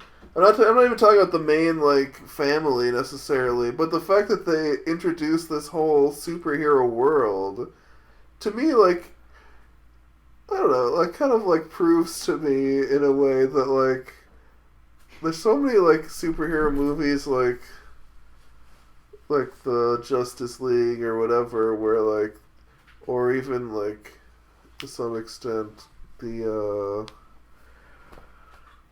Avengers, where it felt like it felt like the narrative was like, well, you had to have all these previous movies to make this work or whatever. Mm-hmm. But The Incredibles just did it better, and with no previous movies to set it up. Like, I think The Incredibles is better than The Avengers. And you didn't need, however many movies to explain itself beforehand. And when you see Bon Voyage show up, you're just like, oh, Bon Voyage, I get his deal. That's enough, And, like, I don't know, I think it's just amazing plot, amazing movie. All the characters are truly incredible. all right, I mean, I like that pick. I love The Incredibles. As I mentioned before, I think WALL-E is a better movie. I think WALL-E is the best Pixar movie, and I think Incredibles is like number 5, maybe. I think it goes Incredibles, or no, sorry, WALL-E, Toy Story, Finding Nemo, Monsters Inc., and then Incredibles. I think it is a great story for everything you said. As somebody who loves superhero movies, exactly what you said is very true. And I'm very happy that it's in this list. I think it belongs in like the 10 to 15 range, Sure. not in top 5 range. Yeah. Well, it personally But- was my number 1, not Yes. close. Yes, I I get that. think it was number 1, and then number 2 was a fair step down. I get that. So you think it's by far the best movie of the last 25 years? Yes. Interesting. Well, just in the sense when I was making the list, and like Incredibles was always at the top, and then the other movies I was like, I don't know, should this be number 2? Should this be here and there? And all the other movies shifted around. Well, I was definitely wrong that we would all be on the same page about number 1. But that's a fun surprise. Oh, because you thought Incredibles was number 1, and you thought it was crazy that he picked it at 4. Yeah, it's like, how could you? It's obviously number 1. I don't remember it. I know I've seen it, but it didn't make an impression on me. Yeah, pass that down. Yeah. Pass it down. We're passing comics down to Greg? So I have the Yeah, next I've seen pick. it a number of times. I have the next I'm pick. passing these down for some reason. No, Yes. you have to hold on to some too. Oh, All right, I have pick number 3 now. Right? and we have Yeah. all the visual aids now for our audio only I will podcast. pick So we're talking about superheroes. Yeah. Incredibles is a very good superhero movie, but it's not as good as one of the best superhero movies, if not the best superhero movie I've ever seen. Deadpool Which 2. me and Greg just watched last night. And I have a poster of, and what we were passing around was comic books of this certain character. Oh, it better be Kick-Ass. And it is going to be Sam Raimi's Spider-Man 2. This movie is Oh yeah. a perfect superhero movie. And you noticed how I didn't pick Spider-Man 1 because I don't need to hear the origin story again. That's not as... Again? Again. He is fully in his element. This is a story about Spider-Man, and you don't see the origin, obviously, since it's a number 2. But it's where he is questioning himself about whether or not he should commit to being Spider-Man or he should commit to his personal life and how it's tearing him apart. How do you give your whole effort to both of these things? And you can't, because it's making his personal life worse and his Spider-Man life worse. And he tries to fully commit himself to Spider-Man, and that doesn't work. And then he tries to fully commit himself to Peter Parker, and that also doesn't work. Because you have to embrace who you are, and who Parker is someone who knows that if you have great power, then you also have great responsibility. Yeah, but also sometimes you have to give up the things that you want the most. Exactly. But said That by, is the best line in the movie. said by Ant-Man. Aunt May. Yeah. And then she And says, also- like, can you help me lift this trunk? She follows it up with, like, a question about moving furniture, which I always thought was hilarious. Yeah, there's a lot of funny lines. it's very funny, but it's also very touching and also very cartoonish. And Sam Raimi understands how to make a comic book movie because it feels like a comic book. It feels ridiculous and over the top and stupid, and so many things don't actually make sense. But that's fine because you can poke holes in the plot all day long, and that's acceptable because like that's not what it's about. A Like- guy named Octavius ended up with 8 limbs? Yeah. Is that your best? J. Jo- I wasn't doing an impression, I just wanted to say the A guy line. named Octavius end up with 8 limbs. Spider-Man, Doc Ock. Yeah, it's pretty good. And I'm happy that I got J.K. Simmons on 2 of my picks. That is nice. I wanted that for you. Thank you. Yes. So this was always going to be, I needed this in the top 5. And it's talking about what movies did for society, Mhm. how much they changed things. Spider-Man and Spider-Man 2 really set the standard for what comic book movies are. And obviously, X-Men Mhm. was a huge part of that too. But I think what the world came off of from X-Men is different than what was related to with Spider-Man. Spider-Man is a lot closer to what the MCU became than what X-Men, the influence of X-Men was. And I love X-Men. I love the first X-Men and X-Men 2. Amazing movies. But they have so much flaws, and it's so hard to recreate that kind of vibe. But Spider-Man 2 is kind of a formula that we can keep pushing, and that led to Endgame. But this is the first one that really set it off. Spider-Man 2 is nice. Yeah, I kind of want to watch it. We Again, just watched though. it last night. And it was real nice. It was nice. very, very good. And guess what? Yeah, still Alfred holds Molina, up. amazing. Yeah, he's great. Yeah, he's good. Peter. He's a big fan of science. He is. He's I mean, making not the as song. big of a fan of science as Norman Osborn is. Alright, so Jeff. that was number 3. I mean, so I now almost- Jeff just gets to pick the top Yeah, two you get to pick the movies. top 2, which is crazy. So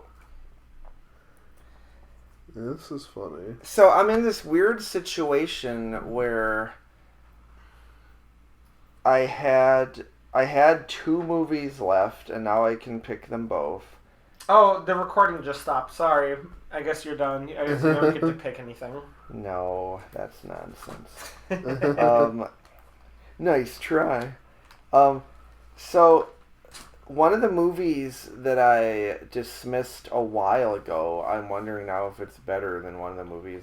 Because I was in this weird situation where, like, Why did we get ourselves in this situation? I don't know. This. I hate this so much. Maybe the rules are not perfect. So number 1, I think should be number 1, but my movie at number 2 now just feels kind of random because of how these rules play out. But that's how it's supposed to be. As you I get to the wanted end. chaos. Yeah, so there we was have always chaos. going to be chaos. All right, so I'm just gonna try to make an argument for this. I guess this is. Well, you don't have to argue. You just get it right. I know, but for the sake of the podcast, Sure. because it feels random as hell. Don't. Whatever you're thinking of, don't do it. Come on. I have to. Think of the children. I have to pick 2 movies, and these are the only ones that I'm down to. I mean, so what I said before, I didn't know that you guys were gonna, skip The Aviator, so I thought I might only have 1 movie left. And now I'm in this situation where I have 2 movies left, and one of them I was okay with it not being on the list at all. That was always the game. That was always what this was going to come You down to. don't have any other contingency plans? Well, no, it has to be the case that if you get to do the last 2, that you would have been okay with one of them not making the list. Fine, alright. That's like a mathematical just roll it out. inevitability. So our number 2 movie is The 25th Hour, directed by Spike Lee. Have you guys seen that? No. It's a nice movie. It's actually really, really good. I've seen Inside Alright, Man. we're never going to invite Jeff back onto the podcast. It's not my fault that I ended up getting the last 2. It's your fault. You picked it. You can't say that it's not your fault. You're the one who just said that. Rick, it's Well, this it's a nice movie. this was always going to be the case. You have to... Rick, the system is imperfect, and this is what makes it fun. I could have made The 25th Hour number 1. You could have just been better. I considered making it. So I will do my last 2 movies, and then you can express your grievances of what you think should have been on the Alright, list. describe 25th Hour. The 25th Hour, it's a movie that takes place in New York City post 9/11.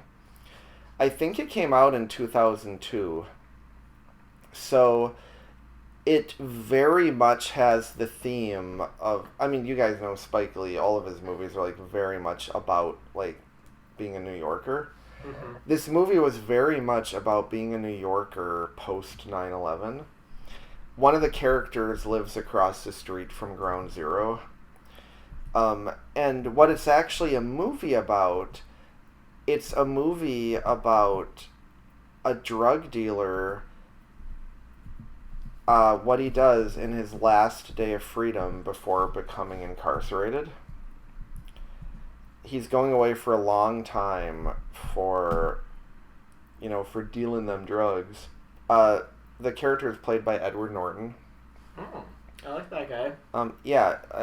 In my opinion, he's one of the best actors of our lifetime. I think he's up there. He's very, very good.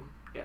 And the movie it's not at all a typical Spike Lee movie because it doesn't have, how would you say it? It doesn't, a lot of Spike Lee's movies have like hip-hop as a culture kind of infused into the movie, and this movie very much does not. It's earnest, but it's also fun. It has Philip Seymour Hoffman as the best friend. Oh. Yeah, that's always nice. It has not always nice. Have you seen The Master? Oh, that's true. Like, speaking of X-Men, it has Anna Paquin as... Philip Seymour Hoffman plays a teacher, and Anna Paquin plays one of his students who is, like, inappropriately, like, coming on to him. Mm. And it has kind of this thing of, like, he thinks it's inappropriate, but the drug dealer friend who's about to go to prison for life is, like, basically... If I'm remembering correctly, it's kind of like, go for it. And Barry Pepper plays the other best friend, if you know who he is. Nope. Yeah, he's from Battlefield Earth. Probably. And Crawl. He was also in Saving Private Ryan, which I learned That's neither recently. here nor there. He's mostly in Battlefield Earth. I mean, that's what they say. Yes. And anyway, so I think that a story is largely good or not based on the ending. Also, Rosario Dawson plays the girlfriend of the Edward Norton character. Okay, I kind of love this movie now. It's really good. We should watch it. Beautiful women. Yeah, we should watch it. I have it on DVD. I can bring it over whenever you want. Anyway, it's really good. It's number 2 on our list. And it has... Insane. Oh, Brian Cox plays the dad. Yeah, That's I mean, right. and it shaped the world around it. Everybody knows when you talk about the movies of this era that culture surrounded around. Everybody keeps talking about 25th Hour, right? They will now. Yeah. Well, as soon as this podcast episode blows up. So it's Actually- actually kind of nice. 25 for 25 and 25th Hour. That actually kind of works. I should have made it number 1. But I would have thrown it Yeah, out. maybe. I thought it would be too much of a troll move to make it number 1. It was a troll move enough to put it here. I mean, what else is there? Like, I mean, I don't have anything to say about it. Not only have I not seen it, but I don't know that I'd ever heard of it. I've also never heard of it. really? I mean, And I to think put I've it heard the title, number 2 is a movie neither of us, big cinephiles, have never even fucking heard It's of. not my fault if you've never heard of a Spike Lee movie starring Edward but Norton. Spike Lee joint. I think it is a Spike Lee joint. I think he was already saying that. This might have been the first movie that he called a Spike Lee joint. Ooh, Alright, let's move on. Let's move on. All right. So you can cut me even harder, and so I can get this over with. Well, Pick number 1. I thought number 1 was a no-brainer. It's the Lord of the Rings trilogy. Thank you. God, thank you. Like, Fuck, I was really like worried. how could it not be? I was so worried How you were going to be an idiot. It's B-movie starring Jerry Seinfeld as the voice of Barry B. Benson. Oh my god. Such a I B thought movie. the whole time that you were going to pick this movie, but after your last couple picks, I was so worried. Oh no! So I thought it was going to be absurd if one of you Hold picked on, Lord hold of the on. Rings before number 1. You know what? Let me insert a little audio part here so Sure. everybody be quiet. Yeah. Do do do do do do. Do, do, do, No, it's do, not do, exactly Not how quite it right. goes. You missed a note there. Yeah. No, that was. I didn't miss it. I wasn't No, it's- singing. it's- I inserted it. Oh. Oh. Like, what are you guys reflecting? Oh, you put that in post? I put it in. That's post, why we were yeah. just being quiet there. Yeah, 'Cause- yeah. Anyway, I'm gonna put one in post now that I like. I'm gonna play the actual song right now. Do do do do do do do. Do do do do do do do do do. That was so much better than mine. Well, there was a little do in there that Yes. I think it was an audio problem when you played your clip. But isn't Right, it was an audio problem. Is there, I thought there was another do. Isn't it like the do do do do do do, or is there only I one don't do? think so. I don't No, know. I think it's do do do do do do do do do do. Let's just keep adding do's. To Oh, I it. know how it actually is. It's do do do do do do do do do do do do do do do do do do beep beep beep beep beep beep beep. I think it goes. Don't. Dun dun dun dun dun. Dun, dun, dun, dun, dun, dun, All right. dun, dun. Speak on why this is number one. All right. So for number one, I wrote the Lord of the Rings trilogy. Well, first, if you had to pick a movie, which movie was it? Honestly, I think the first one because it's just so magical. Yeah, I would also pick the first one. We were talking about this, and I picked Return of the King.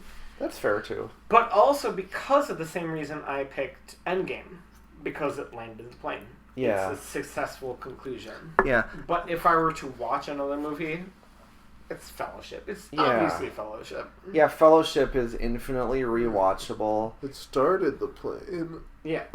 Yeah. And so, yeah, so the one, obviously, that probably no one would pick would be The Two Towers. I don't know. I feel like the Two Towers is nice. But, like, the best of the three, though? Like, is there an All right. argument for that? But Jeff, as the person who picked it, Yeah. say what the relevance it has. Why it is here. Why it is number one. I mean, part of it is just because of the epic scale that I've never seen equaled in any other movie. I mean, it's essentially like, I think the extended versions are like the only versions, as I think a lot of people would.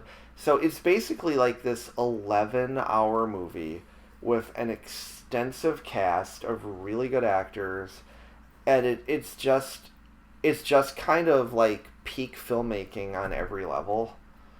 Like, the music is amazing, the costumes, the locations, like, obviously the story itself is just, like, timeless and very meaningful. I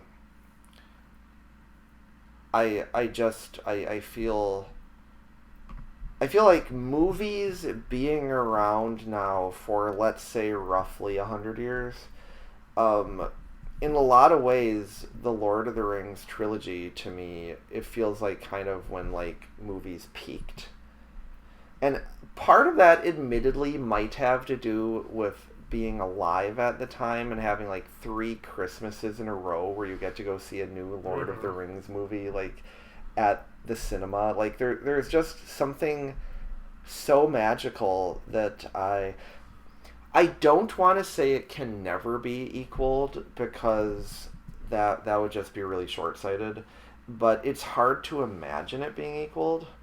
Like, I don't really know what could achieve that same level of, like, filmmaking, but also just kind of like the cultural romance of it. Like, I just don't know what else could do that. I think that's a perfect way to say it, and exactly that.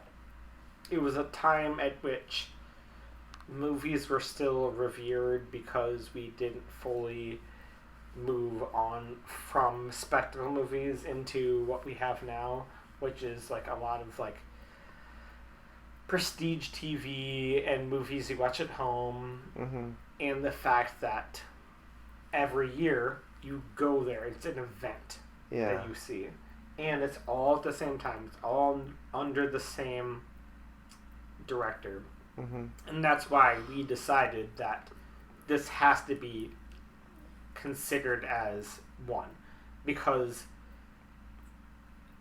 it was all filmed at the same time with the same story. And also, if you go back from it, The Lord of the Rings was originally written by Tolkien as one book, and his editor said, you have to split this up. Nobody is going to read a book that is this long. And so the cuts he made into the book are kind of artificial. It's one story. And the way that Peter Jackson took that, and it's like, oh, I get it. I'm also going to recreate that same vibe of 3 movies that are kind of, it's like a 3-act structure, more so than 3 separate movies. Mm-hmm. And the ambition that he had is amazing because it fully paid off. And I remember growing up and everybody was talking about it constantly. And the fact that it swept the Oscars with a movie that, like, is such a dorky fantasy nerd movie, but it was undeniable. We keep saying That'll be good. Greg, if you die, we're gonna keep going. Yep. Oh, you're just getting choked up, aren't you? Like, Gonna say that. yeah. Greg gets very emotional when Rick waxes poetic about Lord of the Rings. I like waxing poetic about lots of things. All right. I just like waxing. So now we have our top 25. Yes. The top 25 movies of the past 25 years. Here we go. 25, Zoolander. 24, Hot Tub Time Machine. Of course. 23, Whiplash. 22, The Grand Budapest Hotel. Ooh, that's a nice one. 21, The Departed. 20, American Psycho. Hell yeah. 19, Vanilla Sky. Nice. 18, Wall-E. 17, Arrival. 16, Pirates of the Caribbean, Curse of the Black Pearl. 15, Mad Max, Fury Road. 14, Guardians of the Galaxy Volume 2. 13, Pacific Rim. Hell yeah. 12, The Social Network. 11, The Great Gatsby. Nice. 10, Batman Begins. Hell yeah. 9, The Dark Knight. 8, In Bruges. Woo. 7, Inception. 6, Avengers Infinity War / Endgame. 5, Spirited Away. 4, The Incredibles. 3, Spider-Man 2. 2, 25th Hour. Hell yeah. 1, The Lord of the Rings Trilogy. Hell yeah. See, I think the 25th Hour was a good pick for number 2. I overall really like this list, except for your weird picks I was okay with, except number 2. Wait till you've seen it. But that's the whole point. The fact that we haven't seen it or even heard of it. You learned that you're not such a cinephile after all. More like you're a dumbass. It's not my fault that you haven't seen the second best movie of the last 25 years. All right, and now let's talk about the ones that missed it. Oh yeah, we can all go through a list. Yeah. I'll go through mine. So big ones that I had. Eternal Sunshine of the Spotless Mind. I'm glad that's not on it. Really? Yeah. Do you hate that movie? Kinda. Well, it's on other lists, and I love that movie so much, but I kind of thought that you guys would not appreciate it that much, so I actually at least thought about other people when I made my choices, so... Yeah, well, yeah, me too. That's why I chose all the movies I did. Also, Spider-Man Across the Spider-Verse. I love that movie, but I had to pick Spider-Man 2, and I was like, I can't just keep picking Spider-Man movies. Yeah, it'd be weird if our list was just 25 Spider-Man movies. Oh, down at the bottom, I also have number Spider-Man. 21. I also have Spider-Man No Way Home on my list. Yeah, it's not on my I initially list. had 6 Spider-Man movies on my list. That's too many. Okay. That is a lot of Spider-Man. That's I one love too many. Spider-Man. But yeah, I'm happy that I was able to be the one to pick Spider-Man 2 because we all thought that would belong in the top 10, right? I didn't have it in my top 25. Well, you're an I idiot. had Spider-Man 2 floating around near the top. Well, that's recency I'm bias. very happy. Well, it was already there, and I didn't move it after watching it I'm again. very happy that I was able to pick it and I got that high. So- Especially last night, we were watching it and I kept throwing these comics at him, and I have a poster of Spider-Man over there and everything. Rick, I have a question. For my number 2 pick, would you have been mad if I had picked Spider-Man Far From Home, the Jake Gyllenhaal one? That's fine. All right, That's way better than 25th Hour. You haven't seen it. It's more relevant. It's insane though to have an opinion about a movie you haven't seen. Okay, there's a movie that is crazy that didn't make it on this list. Can I go for some of mine that didn't make it? Oh yeah, let's each just do a few at a time. Okay. Yeah. No. Let me say my one that I think you would think too. That's crazy that it didn't make it on this list. Avatar. Yeah, I had Avatar. Oh, all like I said, all like the 2 through however many slots moved around a lot. But at the end, I had Avatar at number 2 on my list. Oh wow. It's crazy how it didn't end up on this list. That's part of what's interesting about this system is there are some movies where even if you had to do it over, it's like, oh, could I take out some of my picks and put in these other ones? I also thought between me and Greg we'd get it in there, but Yeah, I also thought that. That's what she said. So there wasn't as much overlap I think as what we screwed it thought there was up gonna be. is the Batman Begins pick because I felt like it was all on Jeff's principle I had to go back and pick. picks. Correct. On principle, you made the right choice. Yeah. Well, it's nice to have Batman Begins and The Dark Knight right next to each other. All right, Greg, what are some of yours? So I had Avatar in there. Another one in my top 5 that didn't make the list was Parasite. Right, I haven't seen that still. Parasite Yeah, didn't I make think your it's list. just the most highly reviewed movie of the or whatever. Yeah. I think it's just one of those movies that everyone loves. It's almost impossible not to like. Won Best Picture for a foreign film, which I think was maybe the first time or It was whatever. the first time.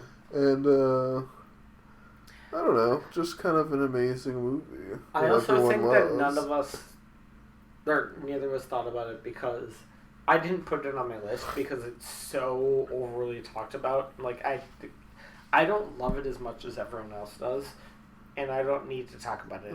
Yeah. I like it a lot, and it's just a great movie. I don't know if it's my personal fave, and it's not. I feel like I like it in spite of it not being exactly my type of movie in a way, but I don't know.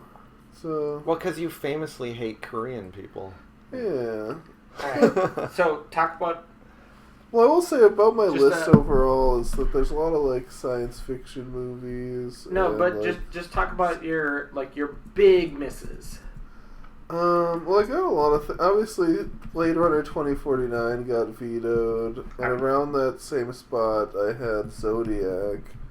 But we had just picked Arrival or whatever, and wait, no, that's Social Network. Social Network, Yeah. yeah. And I don't know. I mean, that's close enough, I guess. I kind of prefer Zodiac to the Social Network, but the Social Network is probably the more culturally important trying to think of movie. that. But Well, here's something that we could have talked about in advance. Like, for best movies, what does that even mean to us? Because, like, cultural relevance is very different from just, like, how much you personally enjoy it. yeah, and I tried to make my movie mostly just about my personal enjoyment.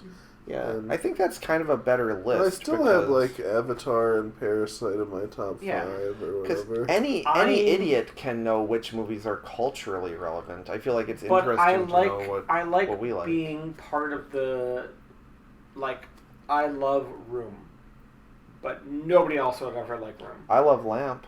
Exactly. But I was trying to pick things that were kind of an attachment point between me and culture, you know? Mm-hmm. Okay.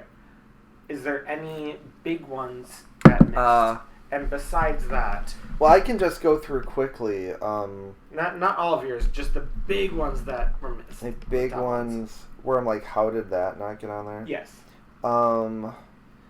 So this barely made my top 25. I needed one more, and I ended up putting A Beautiful Mind on there, which it did win Best Picture. So Gladiator's not on our list either. That's, like Russell Crowe. Very fine. That's not in my top 100 movies. Wait, yeah. So is A Beautiful Mind 2001? Yes. I think so.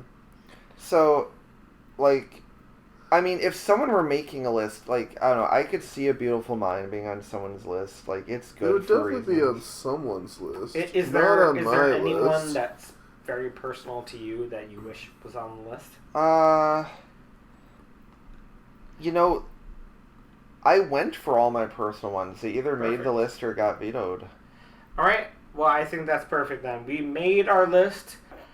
Thank you for listening to the only movie podcast where we did our best job by ranking these top 25. And I think in the future, we're probably going to do some other kind of like draft stuff, right? Yes. Yeah, I think we should do more like actual draft. Like you pick a movie, I pick a movie. Yeah.